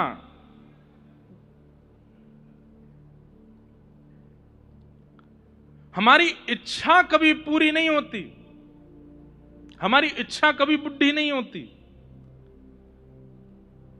जो लोग यहां ज्यादा उम्र के बैठे हैं वो मेरी बात से शायद हो सकता है एग्री करें। 20 साल की उम्र में जो इच्छाएं थीं, वो इच्छाएं पूरी करने की सामर्थ्य भी होती थी। आंखों में भी ताकत है, हाथ में भी ताकत है, पैरों में भी ताकत है, शरीर पूरा बलिष्ठ है, तो 21 साल में इच्छा प्रकट होते ही पूरी भी कर लेते थे। लेकिन 80 वर्ष की उम्र में इच्छाएं खत्म नहीं होती, इच्छाएं रहती हैं, पर उस समय शरीर में ताकत नहीं होती। जब छोटे छोटे बच्चे कचौड़ी खाते हैं तो अम्मा के मन में, दादी के मन में भी आती है कि मैं भी खाऊं, वो दांत ही नहीं है कैसे खाऊं। जब बच्चे क्या लंबे लंबे वो खाते हैं ना, चिप्स खाते हैं या नटखट खाते हैं, उनकी क्रंची आवाज सुन के दादी दादा को भी मन करता है कि हम भी खाएं। कहां से खाएं? चलो ये तो खाने की बात, बच्चा जब दौड़ता है इधर उधर कूदता है तब उनका भी मन होता है, पर शरीर में है ही नहीं, ताकत ही नहीं। इच्छाएं कभी नहीं मरती हैं, अंतिम श्वास तक इच्छा रहती है चित्त में। और बल्कि एक बात और सुनिए, इच्छा हमसे कम से कम 15-16 साल छोटी है, और कह दें तो पहले तो कम से कम 21-22 साल छोटी होती थी। अब जैसे जैसे कलयुग आगे बढ़ता जा रहा है, इच्छा की आयु भी कम होती जा रही है। मतलब आज से लगभग 35-40 साल पहले इच्छा का जन्म होता था 20 साल की उम्र में। 20 साल तक बच्चे ऐसे ही घूमते थे, 20 साल के बाद फिर इच्छाएं प्रकट होती थी, मतलब इच्छा का जन्म होता था। तो इच्छा जो है हमसे 20 साल छोटी होती है। लेकिन आजकल आधुनिकताएं बढ़ गई, इंटरनेट आ गया, मोबाइल फोन आ गए, अब इच्छाएं भी जल्दी जन्म ले लेती हैं। तो 15 साल में, 12 साल में, 11 साल में, 10 साल में, अभी भी 8-9 साल के बाद ही इच्छा का जन्म होता है। घोर कलयुग आएगा ना, जन्म लेते ही इच्छा जन्म ले लेगी। बालक रो रहा है, मां खूब दूध पिलाएगी, नहीं पिएगा। क्यों नहीं दूध पी रहा है? बोलो फोन दो अभी। और उस समय बोल भी नहीं पाएगा तो उसको फोन दिखाना पड़ेगा, तब शांत हुआ करेगा। घनघोर कलयुग ऐसा आएगा। तो अब इच्छा पहले 20-22 साल बाद जन्म लेती थी, आजकल वो अब 15 साल में जन्म लेने लगी, अब 12-13 साल में जन्म होता है। अब जिसका आयु ही हमसे 12-13 साल छोटी है, तो मतलब जब हम 40 के होते हैं उस समय इच्छा कितने वर्ष की होती है? उस समय इच्छा की आयु होती है 20-21 साल की। और जब हम होते हैं 50-60 के, तो उस समय इच्छा की उम्र होती है 30 साल की। तो 30 वर्ष की इच्छा और 60 वर्ष के हम, मेल नहीं हो पाता। और इसी कारण फिर वृद्धावस्था में बहुत कष्ट होता है। हम वृद्ध हो जाते हैं पर इच्छाएं कभी वृद्ध नहीं। इच्छा की लास्ट आयु है 40-45 साल की होती, तब तक तो हमारा राम नाम सत्य हो जाता है। इच्छा मरती नहीं है। यही प्रश्न देवभूति माता कर रही हैं। इन इच्छा को नष्ट करने का और इस इच्छा को सामान्य करने का, समाप्त करने का कोई उपाय बताइए। ये इच्छाएं शांत कैसे होती हैं? भगवान उत्तर दे रहे हैं। बहुत सुंदर है कपिल देवभूति संवाद। आप लोगों को हम एक युक्ति बताएं, कभी वैसे सुनी होगी कई लोगों ने। 1 महीना की कथा हुई थी नासिक में। उस कथा को एक बार तो सुनिए, पूरी कथा सुनिए। वहां हमने प्रहलाद चरित्र तक कथा करी है 1 महीना में। उसमें 4 दिन हमने कपिल देवभूति संवाद किया। दंडपाणी भगवान का रूप बताया, इतना विस्तृत वहां पर कहा। वो भी विस्तृत नहीं है वैसे, लेकिन फिर भी आज के समय से ज्यादा विस्तृत कथा है। वो सुनिए एक बार। भगवान उत्तर देते हैं, मैया इच्छा कैसे शांत होगी, ध्यान से सुनिएगा। श्री भगवान उवाच योग आध्यात्मिकः पुंसां मतो निःश्रेयसाय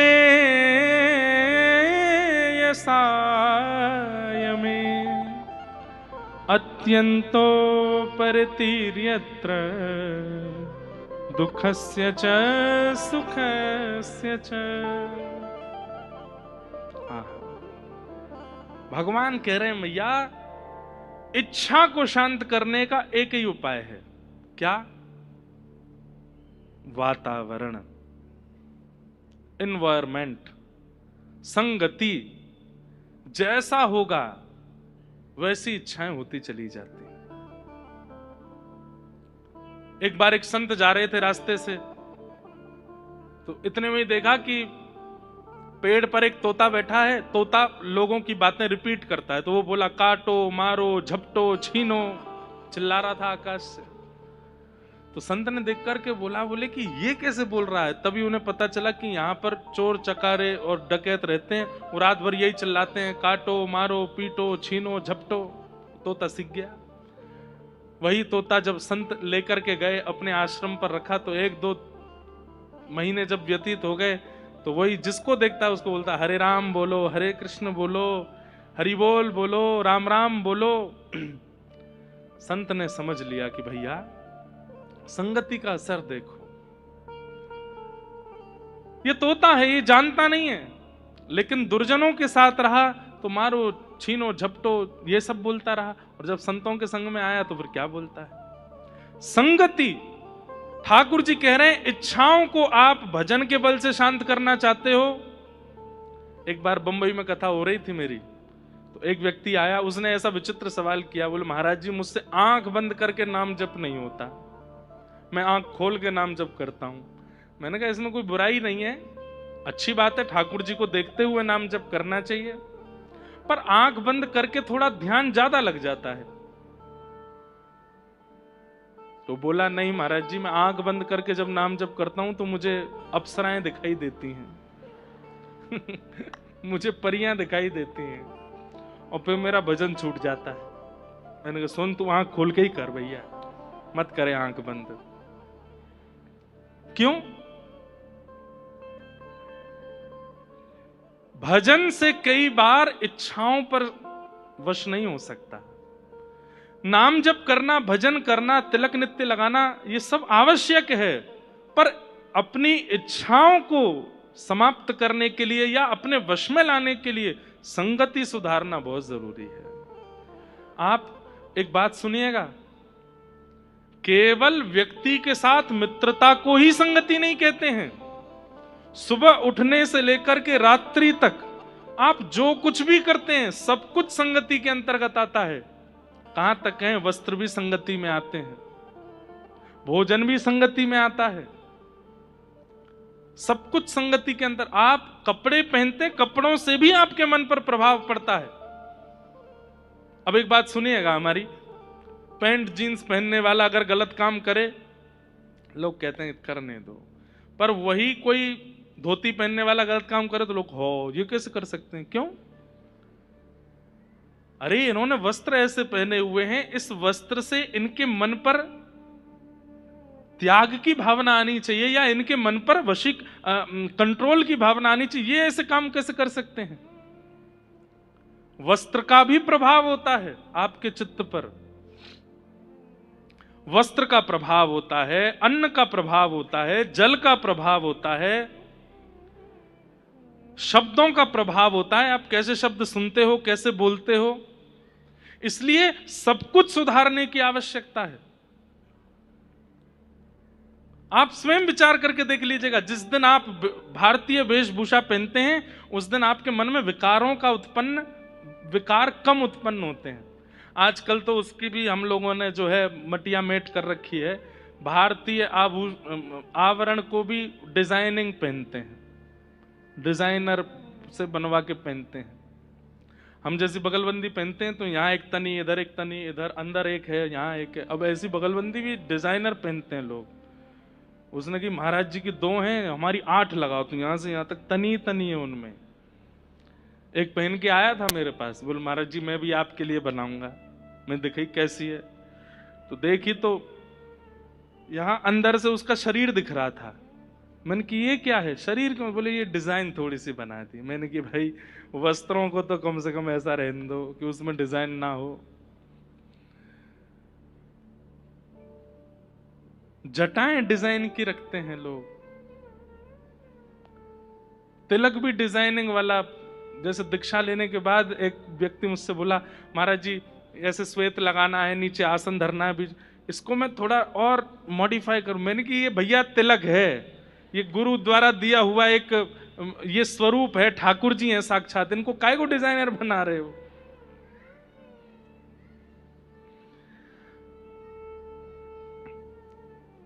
आपके वस्त्रों से, आपके भोजन से, आपकी वार्ता से, आपके जल से सबसे प्रभाव आपके मन पर पड़ता है। इसलिए सब कुछ व्यवस्थित होना चाहिए। लेकिन भैया अब इतना समय नहीं है कि लोग वस्त्र भी व्यवस्थित करें, अन्न भी व्यवस्थित करें, जल भी व्यवस्थित करें। तो कम से कम संगति व्यवस्थित कर लो, संग जिनका करो वो व्यवस्थित करो। बोले योग आध्यात्मिक पुंसाम मतो निश्रेयसाय में अत्यंतो परतीर यत्र दुखस्य च सुखस्य च। मैया आध्यात्मिक योग जिनके चित्त में हो ऐसों का संग करो, क्योंकि इच्छाओं को प्रकट करना इंद्रियों का काम नहीं है। हमारी जीव नहीं चाहती कि रसगुल्ला चाहिए, मन चाहता है। ध्यान से सुनिएगा, जीव को रसगुल्ला नहीं चाहिए, मन को चाहिए। कानों को संगीत नहीं चाहिए, मन को चाहिए। त्वचा को एसी नहीं चाहिए। अगर त्वचा को चाहिए होता तो कई लोग बिना एसी के कैसे रह लेते हैं? जीव को चाहिए होता तो कई लोग बिना रसगुल्ला के कैसे रह लेते हैं? आंखों को यदि स्विट्जरलैंड देखना होता तो कई लोग तो बेचारे, एक जगह हम बद्रीनाथ में कथा हो रही थी तो वहां एक बूढ़ी माता जी आई बद्रीनाथ की। वो रोज चंदन घिसती हैं बद्रीनाथ भगवान का, बिल्कुल पहाड़ी वेशभूषा थी उनकी। तो मिलने आई, कथा थी। तो हमने कहा मैया कितने साल हो गए आपको? बोले मेरा जन्म माना गांव का है और आज मैं 80 में एक कम, इतनी मेरी आयु हो गई है। मैंने कहा अच्छा, कभी आओ वृंदावन? तो बोली मैं आज तक कभी समतल जमीन नहीं देखी मैंने। बोले मैं ज्यादा से ज्यादा जोशी मठ तक गई हूं, बद्रीनाथ से थोड़ा आगे 50 किलोमीटर पहले पड़ता है। बोले पूरा जीवन यहीं व्यतीत किया है। उनके साथ बैठने में इतनी पवित्रता का अनुभव हो रहा था। वो सामान्य सी भाषा बोल रही थी पर उससे भी चित्त पवित्र, ऐसा लग रहा था जैसे मेरे चित्त का मार्जन कर रही हैं। क्यों? क्योंकि उनको व्यवहारिक दोषों ने स्पर्श नहीं किया हुआ। हमारे लिए तो आपसे ज्यादा खतरा है, क्योंकि हम इतना भ्रमण करते हैं, सब जगह जाते हैं, प्रकार प्रकार के लोगों से मिलते हैं। अगर भजन नहीं होगा जीवन में, कथा नहीं होगी, सत्संग नहीं होगा, एक दिन भी बिना हरिस्मरण के निकल जाएगा तो उनका प्रभाव हम पर ना पड़े ऐसा हो ही नहीं सकता। होगा। इसलिए संग सुधारिए, उसी से ही मन एकाग्र होता है। जिनका बहुत भ्रमण होता है उन लोगों से हमारी प्रार्थना है अपने चित्त में हरिस्मरण करते रहा कीजिए, क्योंकि बहुत भ्रमण अच्छा भी होता है। शास्त्रों में कहा है भ्रमणात् पूज्यते विप्रः, भ्रमण से बहुत नॉलेज आती है, बहुत कुछ सीखा जाता है। पर भ्रमण से अनेक प्रकार के लोगों के संग करने से दोष भी बहुत आ जाते हैं। उन दोषों की निवृत्ति केवल इससे होगी कि आपके चित्त में हरिस्मरण चलता रहे, हरि चिंतन चलता रहे। ठाकुर जी बोले मैया संग से ही सुधरा जा सकता है। और कैसों का संग करें? तब भगवान कहते हैं या तो पंच लक्षण हो या पांचों में से एक भी लक्षण जिनमें हो उनका संग करो। कौन कौन से 5 लक्षण हैं? तितिक्षव कारुणिका श्रुहृद सर्वदेहिनां अजात शत्रव शांता साधव साधुभूषणा। सबसे पहला सहनशील। जिस व्यक्ति का हम संग करें उसमें सबसे पहला गुण क्या होना चाहिए? सहनशीलता, पेशेंस। दूसरा कारुणिका, दया। दया उसके चित्त में होनी चाहिए। तीसरा श्रुहृदः सर्वदेही नाम, सबका हित चाहने वाला हो। चौथा अजात शत्रवः, किसी को अपना शत्रु ना मानता हो।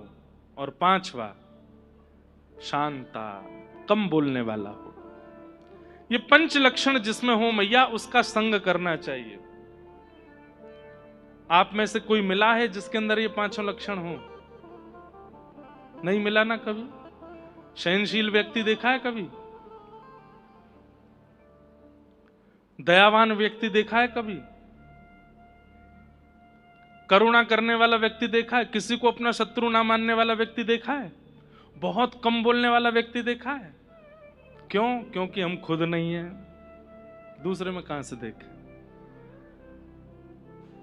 जब दूसरे व्यक्ति में देखने की बात आती है तो हम सारे गुण देखना चाहते हैं, खुद में हैं। आप 5 लक्षण दूसरे में खोजने जा रहे हो, इन 5 में से कौन सा लक्षण आप में है?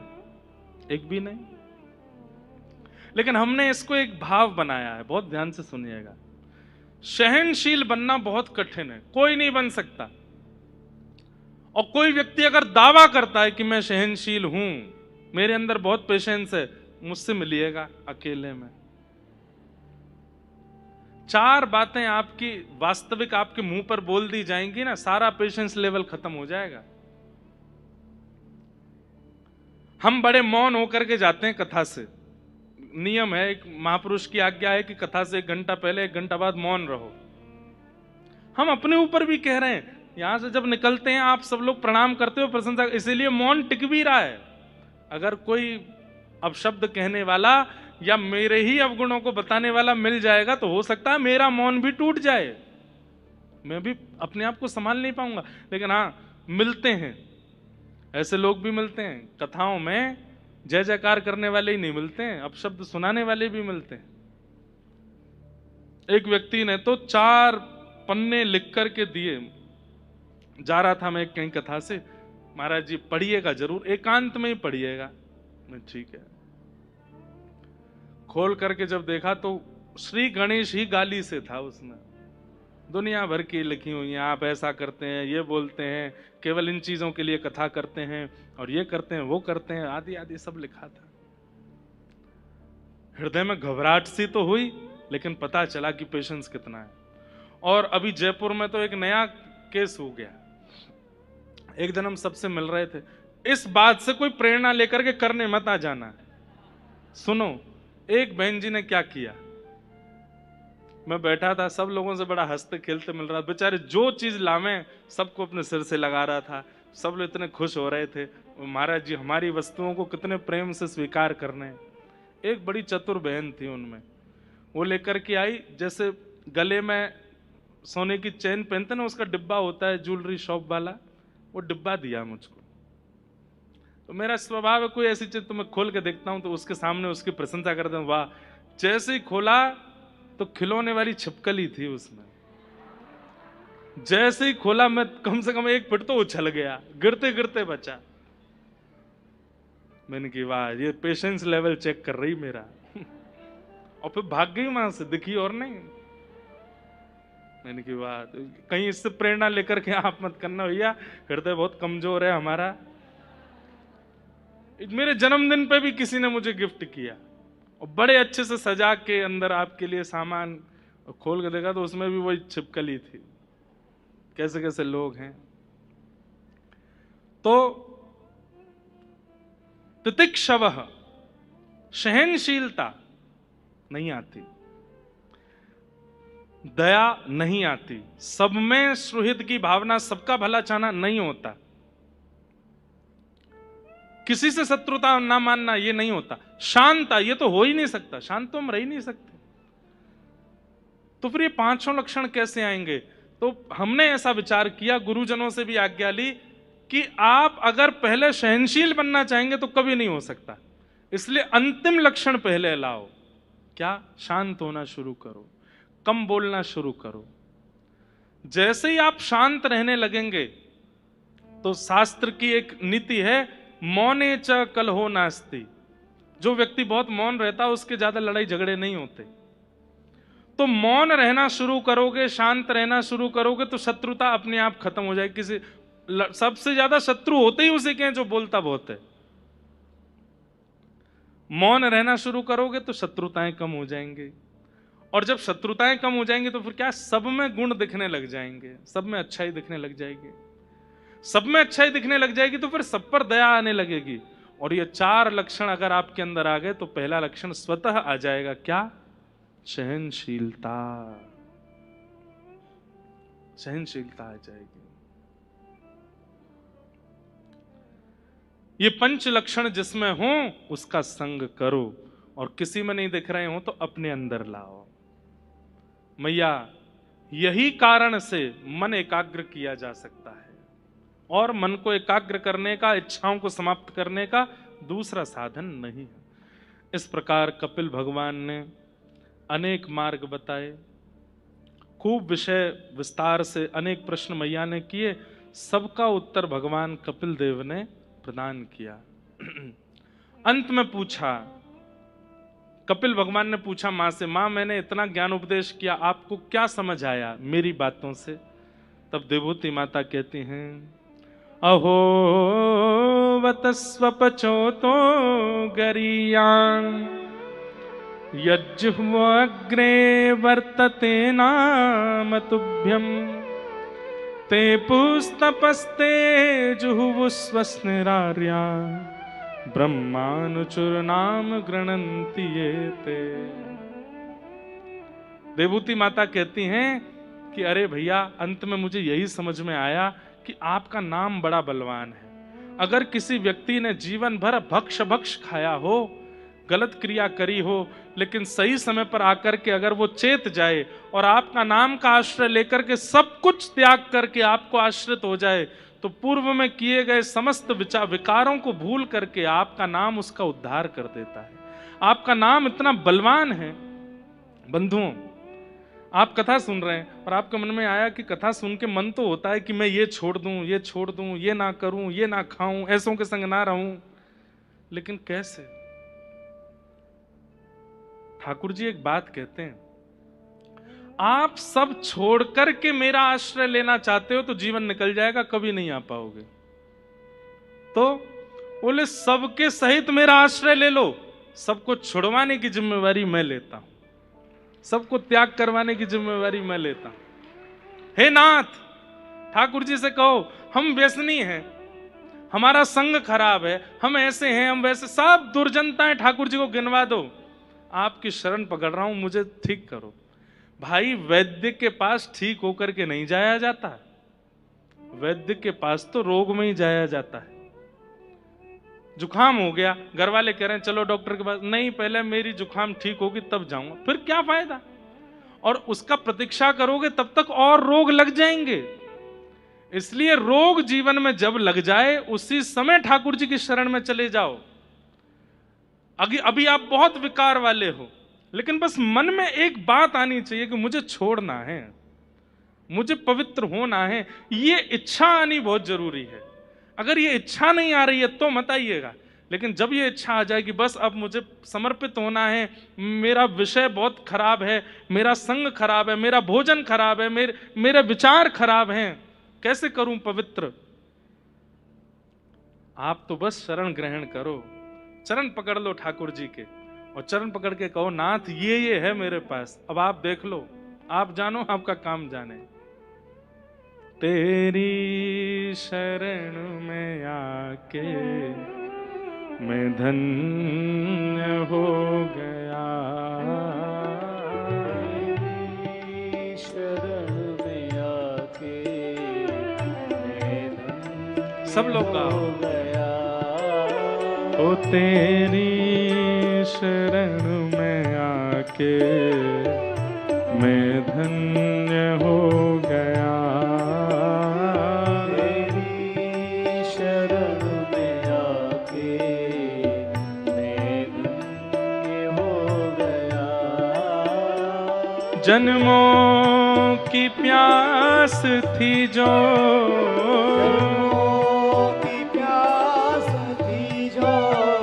जन्मों की प्यास थी जो, की प्यास थी जो, संपन्न हो गया, तेरी शरण में आके मैं धन्य हो गया, तेरी शरण में आके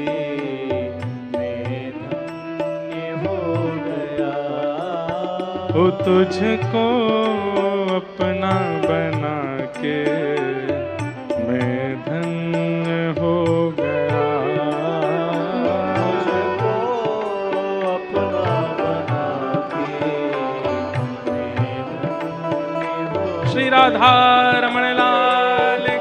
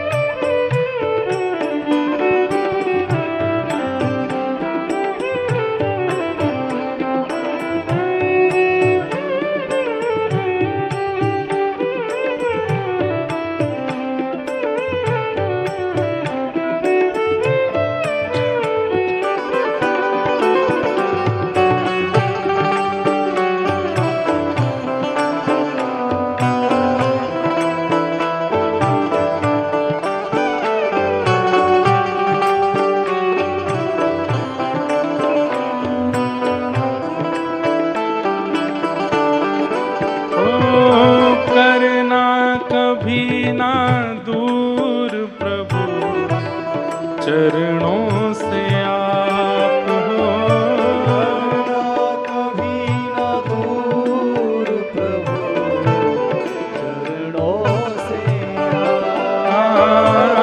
करना कभी ना दूर प्रभु चरणों से आप हो।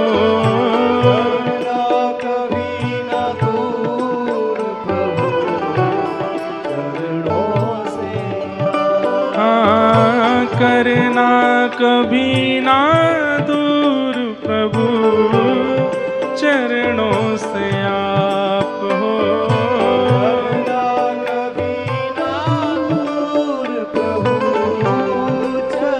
क्यों? ओ चरणों के ही सहारे, चरणों के ही सहारे, हाँ चरणों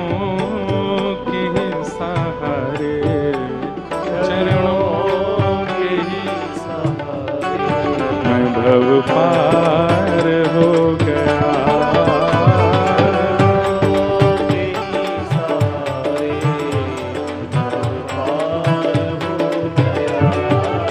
ओ चरणों के ही सहारे भव पार हो गया।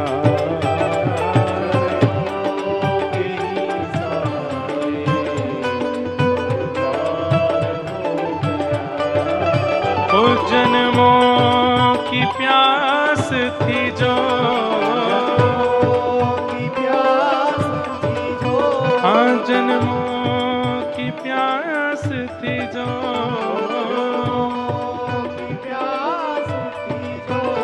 संपन्न हो गया तेरी शरण में आके मैं धन्य हो गया।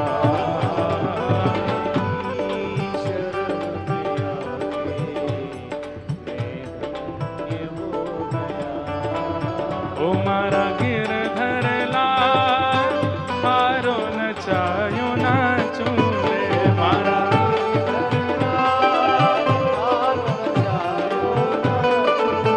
हे मारा गिरधर लाल हारो नचायो नाचू रे, मारा गिरधर लाल हारो नचायो नाचू। ओ मैं तो थारो नचायो नाचू, मैं तो थारो नचायो नाचू, हाँ मैं तो थारो नचायो नाचू, मैं तो थारो नचायो। भुजा उठा के हे मारा गिरधर लाल थारो नचायो नाचू रे, मारा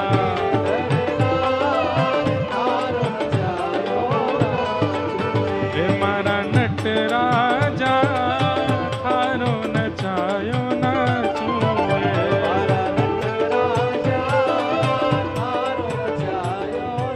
गाइएगा। जा रंग रा कपड़ा पहरावे, हे जा रंग रा कपड़ा पहरावे, वैसो ही स्वांग बनाऊं। जा रंग रा कपड़ा पहरावे, वैसो ही स्वांग बनाऊं। हाँ मैं तो वैसो ही स्वांग बनाऊं, मैं तो वैसो ही स्वांग बनाऊं। और हे जैसो बोल बुलावे मुख सो, जैसो बोल बुलावे मुख सो, जैसो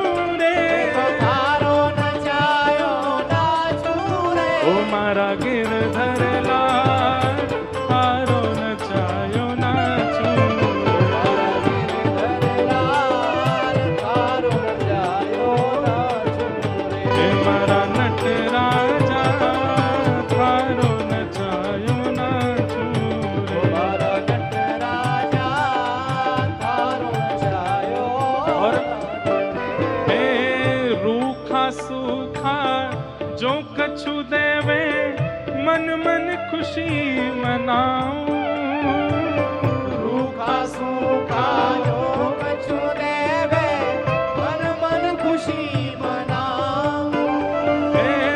रूखा सूखा जो कछु देवे थारे ही भोग लगाऊं, रूखा सूखा जो कछु देवे थारे ही भोग लगाऊं। खीर परस या छाछ राबड़ी, खीर परस या छाछ राबड़ी, खीर परस या छाछ राबड़ी, खीर परस या छाछ राबड़ी। ओ मैं सबई प्रेम से खाऊं हकाऊं, गिरधर लाल तारो नचायो नाचूं, मारा थारो नचायो नाचूं।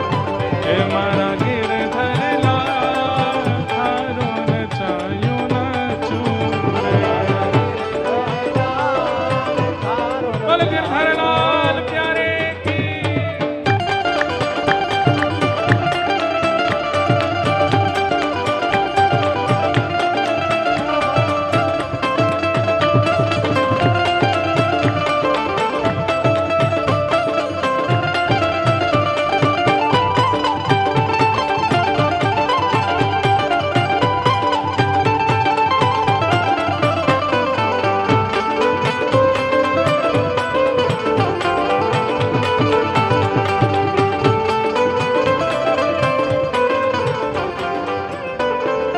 समर्पण की पराकाष्ठा है इस पद में। समर्पण कैसा होना चाहिए?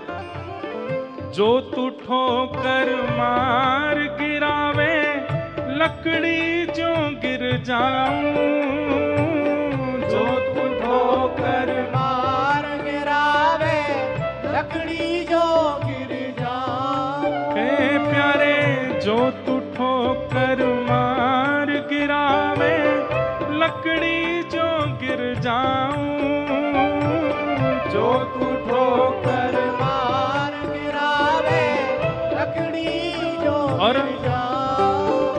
हे जो तू माथे ऊपर बिठावे, जो तू माथे ऊपर बिठावे, जो तू माथे ऊपर बिठावे, जो तू माथे ऊपर बिठावे। ओ मैं तो भी ना शर्माऊं, हमारा गिरधर लाल थारो नचायो नाचूं, थारो नचायो नाचूं। देखो आप लोगों का उत्साह संख्या के अनुसार फीका पड़ता है। भुजा उठाओ, पूरे स्वर से गाओ, हे मारा गिरधर लाल थारो नचायो नाचूं, थारो नचायो नाचूं। ओ मारा नटराजा थारो नचायो नाचूं, मारा नटराजा थारो नचायो। आइए ओ मैं तो थारो नचायो नाचूं रे, मैं तो थारो नचायो नाचूं रे, मैं तो थारो नचायो नाचूं रे, तो थारो नचायो नाचूं रे। ओ मारा गिरधर लाल थारो नचायो नाचूं रे, थारो नचायो मारा गिरधर लाल थारो नचायो नाचूं रे, मारा और उल्टा सुलटा जो कछु कर ले मंगल रूप लखाऊं, उल्टा सुलटा जो कछु कर ले मंगल रूप लखाऊं।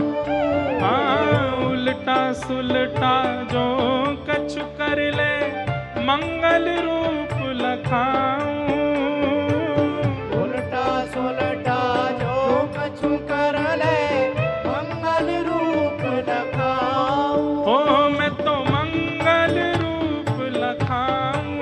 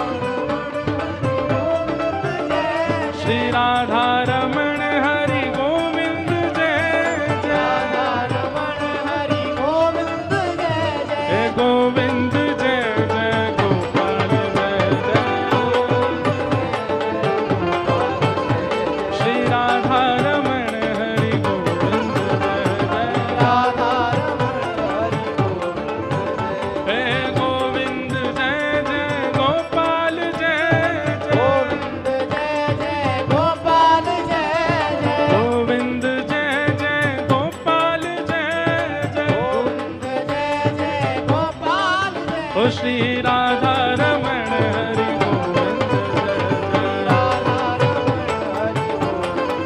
ओ श्री राधा रमण हरि गोविंद ओ जय राधे राधे श्री राधे राधे ओ जय राधे राधे श्री राधे राधे जय राधे राधे श्री राधे राधे ओ जय राधे राधे जय राधे राधे ओ जय राधे राधे श्री राधे राधे ओ जय राधे राधे श्री राधे राधे ओ जय राधे राधे श्री राधे राधे ओ जय राधे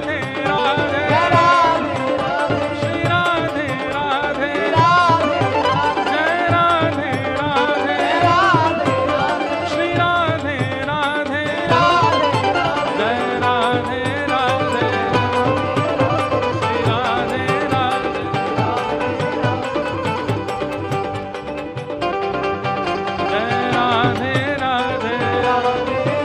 श्री राधे राधे जय राधे राधे श्री राधे राधे जय राधे राधे श्री राधे राधे जय राधे राधे श्री राधे राधे जय राधे राधे श्री राधे राधे जय जय श्री राम जय जय श्री राम जय जय श्री राम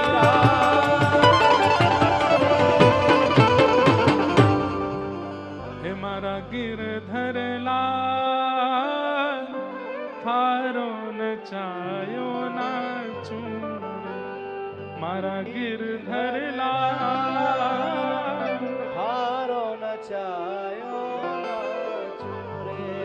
सब लोग विराज जाओ।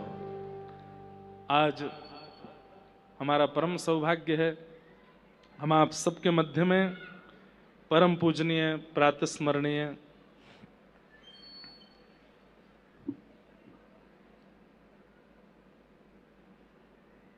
श्री नागौर पीठाधीश्वर अनंत श्री विभूषित श्रीमद जगत गुरु रामानुजाचार्य पूज्य स्वामी श्री विष्णु प्रपन्नाचार्य जी महाराज पधारे हैं। महाराज जी को बारंबार प्रणाम।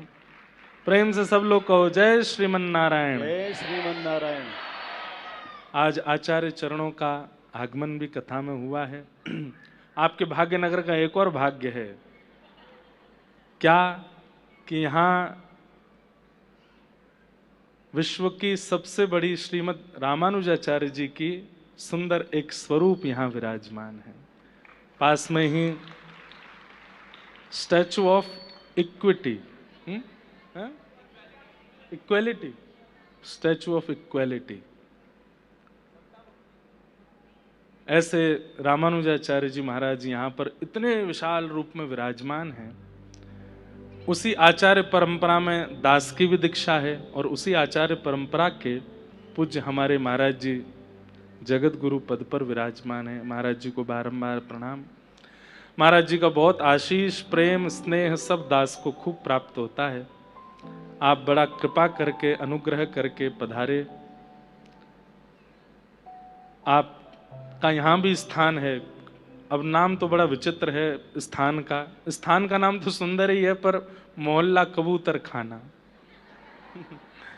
पता नहीं वहाँ कबूतर हैं इतने इसलिए बोलते होंगे, हैं क्या वहाँ पर महाराज जी का सुंदर स्थान है। आप श्री भी पधारे हैं, आपको भी बारंबार प्रणाम। आज लाला को जन्मोत्सव है तो नंद बाबा आ गए हैं, नंद बाबा आ गए हैं और हमारे पूज्य श्री अनंताचार्य जी महाराज आप श्री भानु बाबा के रूप में विराज रहे हैं, क्योंकि कल लाडली जी आवे वाली हैं। पर महाराज जी को नियम है ये एक रात एक शहर में एक रात ही रुकते हैं। अब रुकेंगे कि नहीं वो तो ठाकुर जी जाने। एक शहर में एक ही रात रुकते हैं। कल ठाकुर जी की राधाष्टमी महोत्सव है। महाराज जी से भी प्रार्थना है हमारे श्याम जी महाराज भी विराज रहे हैं और खाटू श्याम जी के प्रधान सेवक के रूप में हमारे साथ में प्रताप सिंह जी भी विराज रहे हैं, ऋषि जी भी विराज रहे हैं। सबसे प्रार्थना है कि कल लाल जी का महाअभिषेक भी है और राधाष्टमी उत्सव भी है सुबह के सत्र में। सब लोग पधारें। आप सब लोगों को तो आना ही है, जो नहीं आवे को वाकू अपने बगल वाले की ऐसे नहीं कहेंगे, कहीं किसी की जरूरत पड़ गई नहीं आ पाए तो, लेकिन आपने खुद ही बोल दिया है तो इसलिए बगल वाले कंफर्म कर लेना कल आओगे कि नहीं। तो आज आचार्य चरण पधारे हैं, हम लोग भी बस जल्दी जल्दी कथाक्रम को लेके चलें नंदोत्सव की ओर। आगे भगवान के परम भागवत श्री प्रियव्रत राजा की कथा है। प्रियव्रत उत्तानपाद स्वयंभू मनु के ये दो पुत्र हुए। इनमें उत्तानपाद राजा के यहां भगवान के भागवत भक्त श्री ध्रुव जी महाराज का प्रादुर्भाव हुआ। अपने पिता की गोद में बैठना चाहते थे, लेकिन छोटी मां के द्वारा अवहेलना होने पर वन को चले गए और वन में जाकर के ऐसा तप किया कि 5 महीने में ठाकुर जी पधारे। भगवान जब प्रकट हुए तो भगवान के सन्मुख आपने कुछ नहीं कहा, तब ठाकुर जी ने अपने शंख का स्पर्श आपके गाल से कराया, संपूर्ण ज्ञान आपको प्राप्त हुआ और आपने भगवान की स्तुति गाई। स्तुति में ठाकुर जी से आपने निवेदन किया कि योऽन्तः प्रविश्य मम वाचमिमां प्रसुप्तां संजीवयत्यखिल शक्तिधरा स्वधाम्ना अन्यंश हस्तचरण श्रवणत्वगादि प्राणान्नमो भगवते पुरुषाय तुभ्यम्।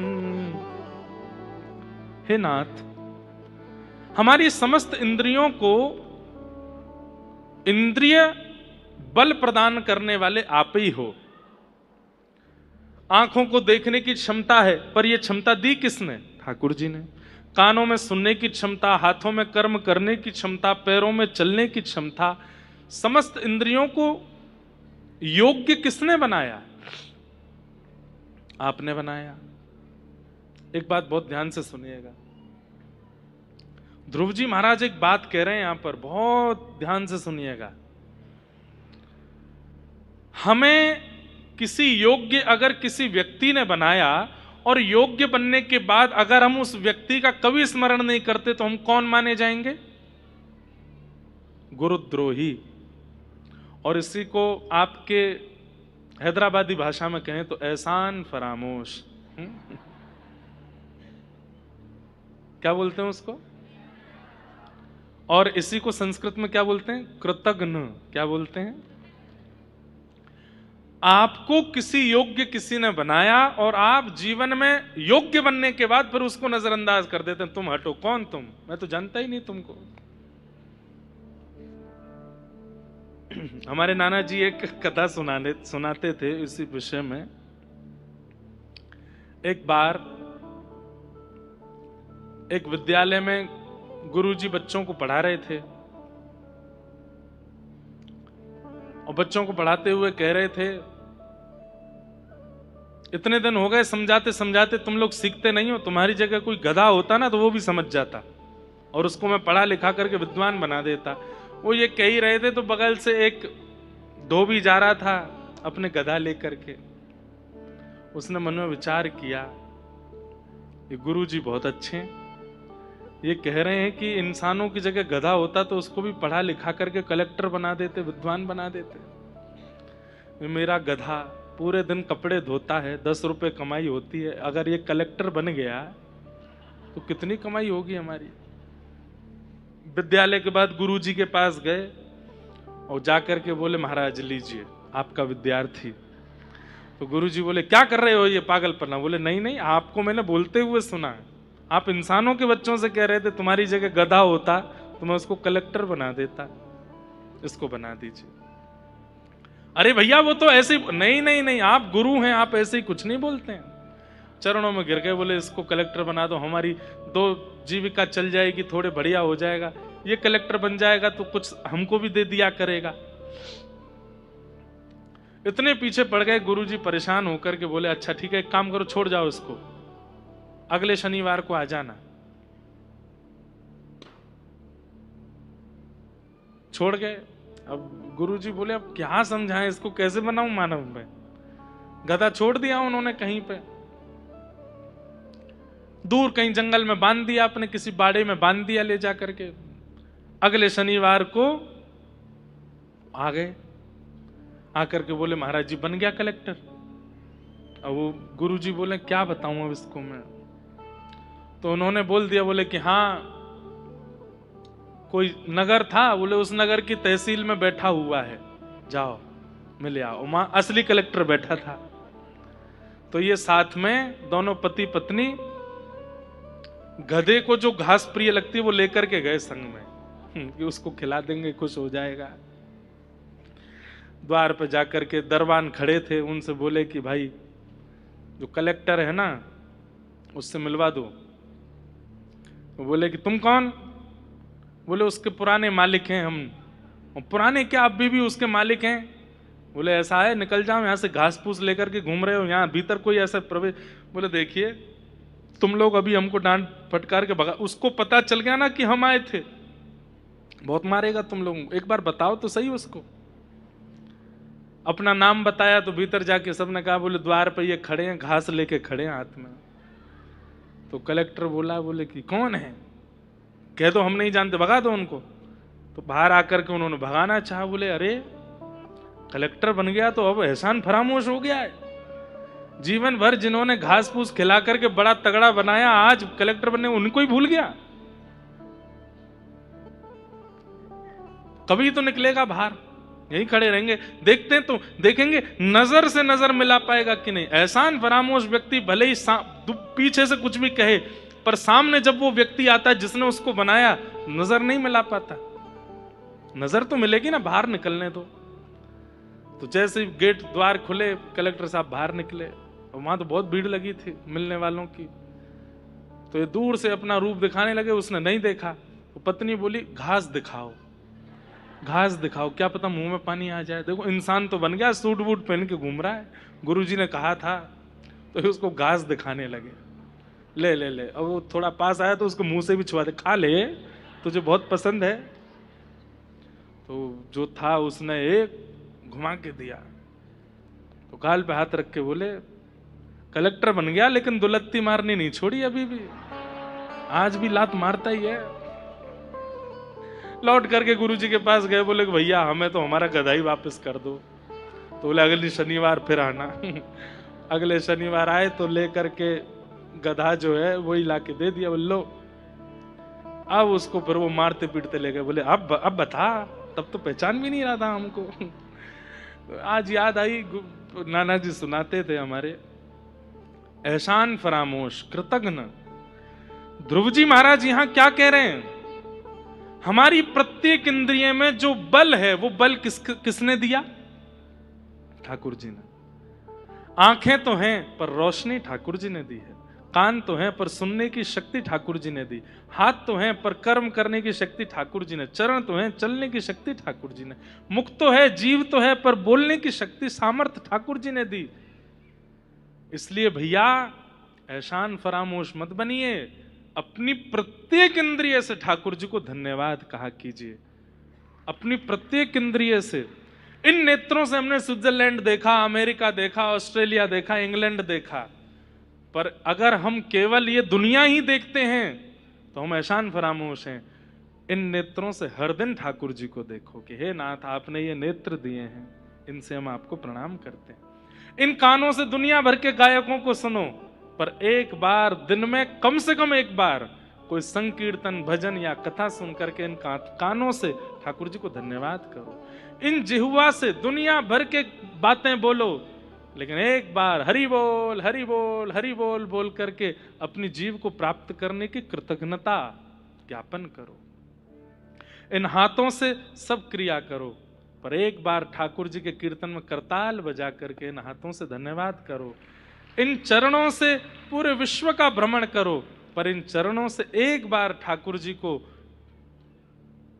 परिक्रमा करके, अब कहीं बाहर हो तो बस विचार कर लो ठाकुर जी खड़े हैं मेरे बगल में और मैं उनकी परिक्रमा लगा रहा हूं, कम से कम 2 परिक्रमा लगा लो।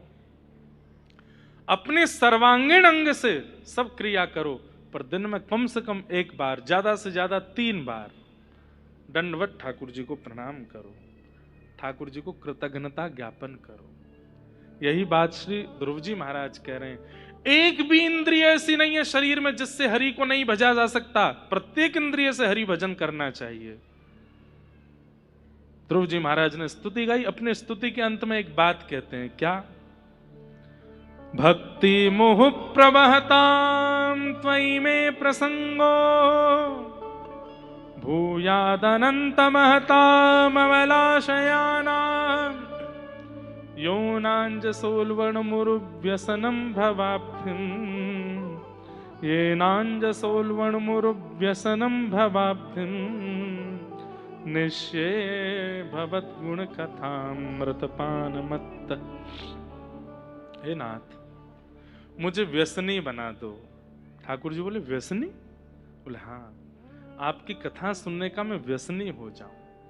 जैसे एक व्यसनी विषय भोगने का व्यसनी हो जाता है, ऐसी मैं आपकी कथा सुनने का व्यसनी हो जाऊं। ठाकुर जी बोले तुमने व्यसनी शब्द का प्रयोग क्यों किया? ध्रुव जी महाराज कहते हैं, बोले नाथ, व्यसनी के अंदर एक बहुत अच्छा गुण होता है। बोले क्या? वो अपने भोग को भोगने के लिए बहाने बनाता रहता है। हे नाथ, जब कथा हो तो ही हम सुनने जाएं, कोई लेकर के जाए तो ही हम मंदिर जाएं, घर में कोई कीर्तन हो तो ही हम कीर्तन करें, तो हम भक्त नहीं। हम बहाने बना बना करके आपकी कथा सुने, बहाने बना करके कीर्तन करें, बहाने बना के आपका दर्शन करें, जैसे एक व्यसनी करता है। और व्यसनी का एक लक्षण और होता है, क्या? सुख हो दुख हो, जीवन की कैसी भी परिस्थिति हो, व्यसनी के पास एक ही काम है। बोले क्या? व्यसन कर लो। किसी किसी को व्यसन होता है, मैं कहा करता हूं कथा में, अब बाकी के व्यसनों की तो चर्चा नहीं, पर चाय का भी एक व्यसन होता है। जिसको चाय का व्यसन होता है ना, उसको देखो 24 घंटा यही घूमता रहेगा। सो के उठ गए, क्या कर लो? चाय पी लो। चलो भैया बहुत रात हो गई, अब सो जाओ, एक एक चाय हो जाए फिर सोएंगे।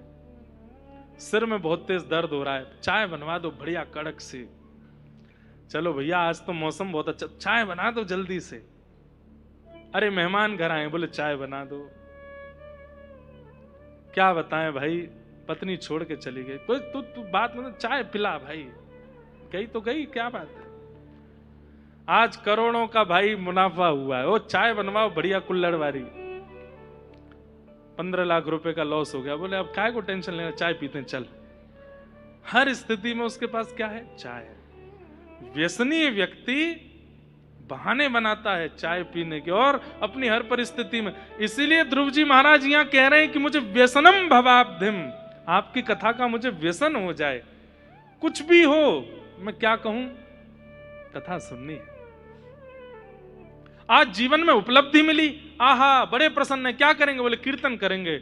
आज जीवन में बहुत घाटा हो गया, अब क्या करें? कुछ नहीं, कीर्तन करेंगे।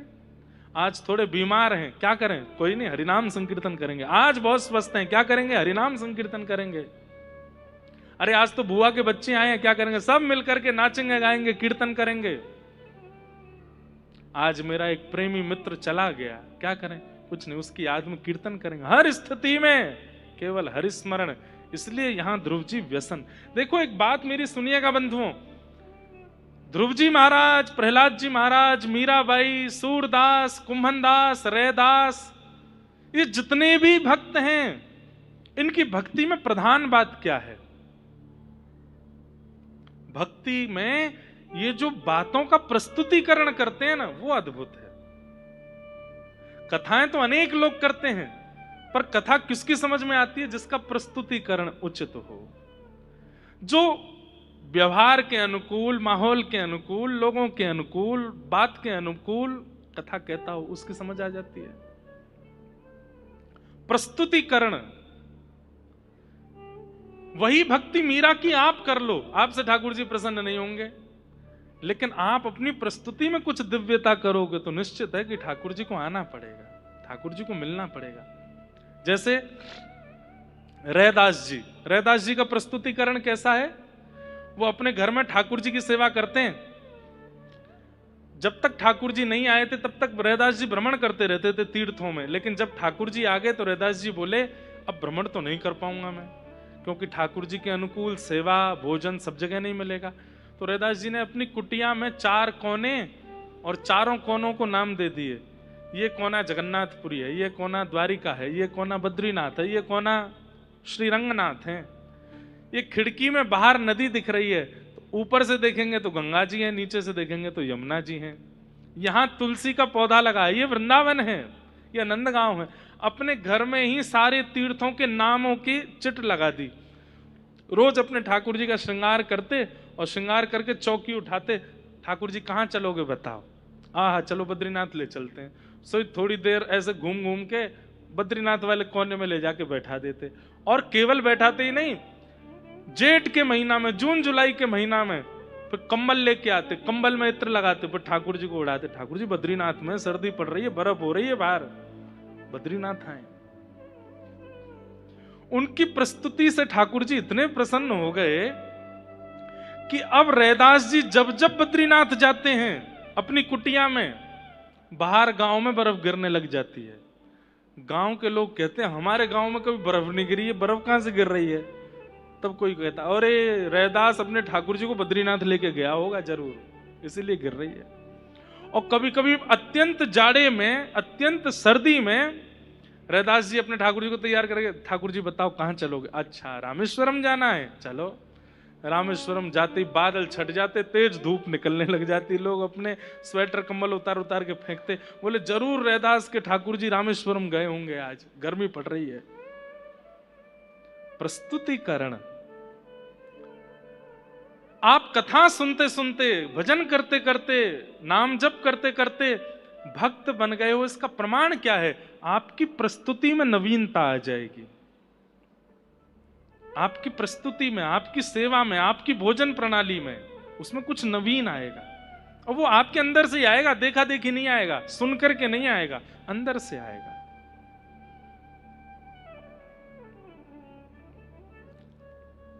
बहुत बातें हैं। प्रस्तुतिकरण, तो ध्रुव जी महाराज का प्रस्तुतिकरण देखो। वही बात हम मांगते हैं कि ठाकुर जी आपकी कथा मिल जाए, लेकिन उन्होंने एक शब्द जोड़ दिया, क्या? व्यसन चाहिए मुझे। ठाकुर जी भी रुक गए, रुको गरुण जी सुन के जाएंगे पूरी बात कह क्या रहा है। प्रस्तुतिकरण। अनेक भक्तों की लीला हमने सुनी। ध्रुव जी के वंश में फिर राजा अंग हुए, इनके बेटा बैन हुए, बैन को ऋषियों ने मार दिया। उनके शरीर के घर्षण से भगवान पृथु हुए, जिनके कारण विश्व का नाम पृथ्वी पड़ा। पृथु महाराज ने 10,000 कानों की कामना की। भूगोल खगोल का वर्णन किया गया। यहाँ पर आगे फिर जड़ भरत जी की कथा सुनाई गई। रघुगण राजा पर कृपा हुई। नरकों का वर्णन करते हुए वहां अजामिलोपाख्यान सुनाया गया। सबको हम प्रणाम मात्र करते हैं। तत्पश्चात भगवान के परम भागवत श्री वृत्रासुर जी का प्रसंग और श्री प्रहलाद चरित्र सुनाया।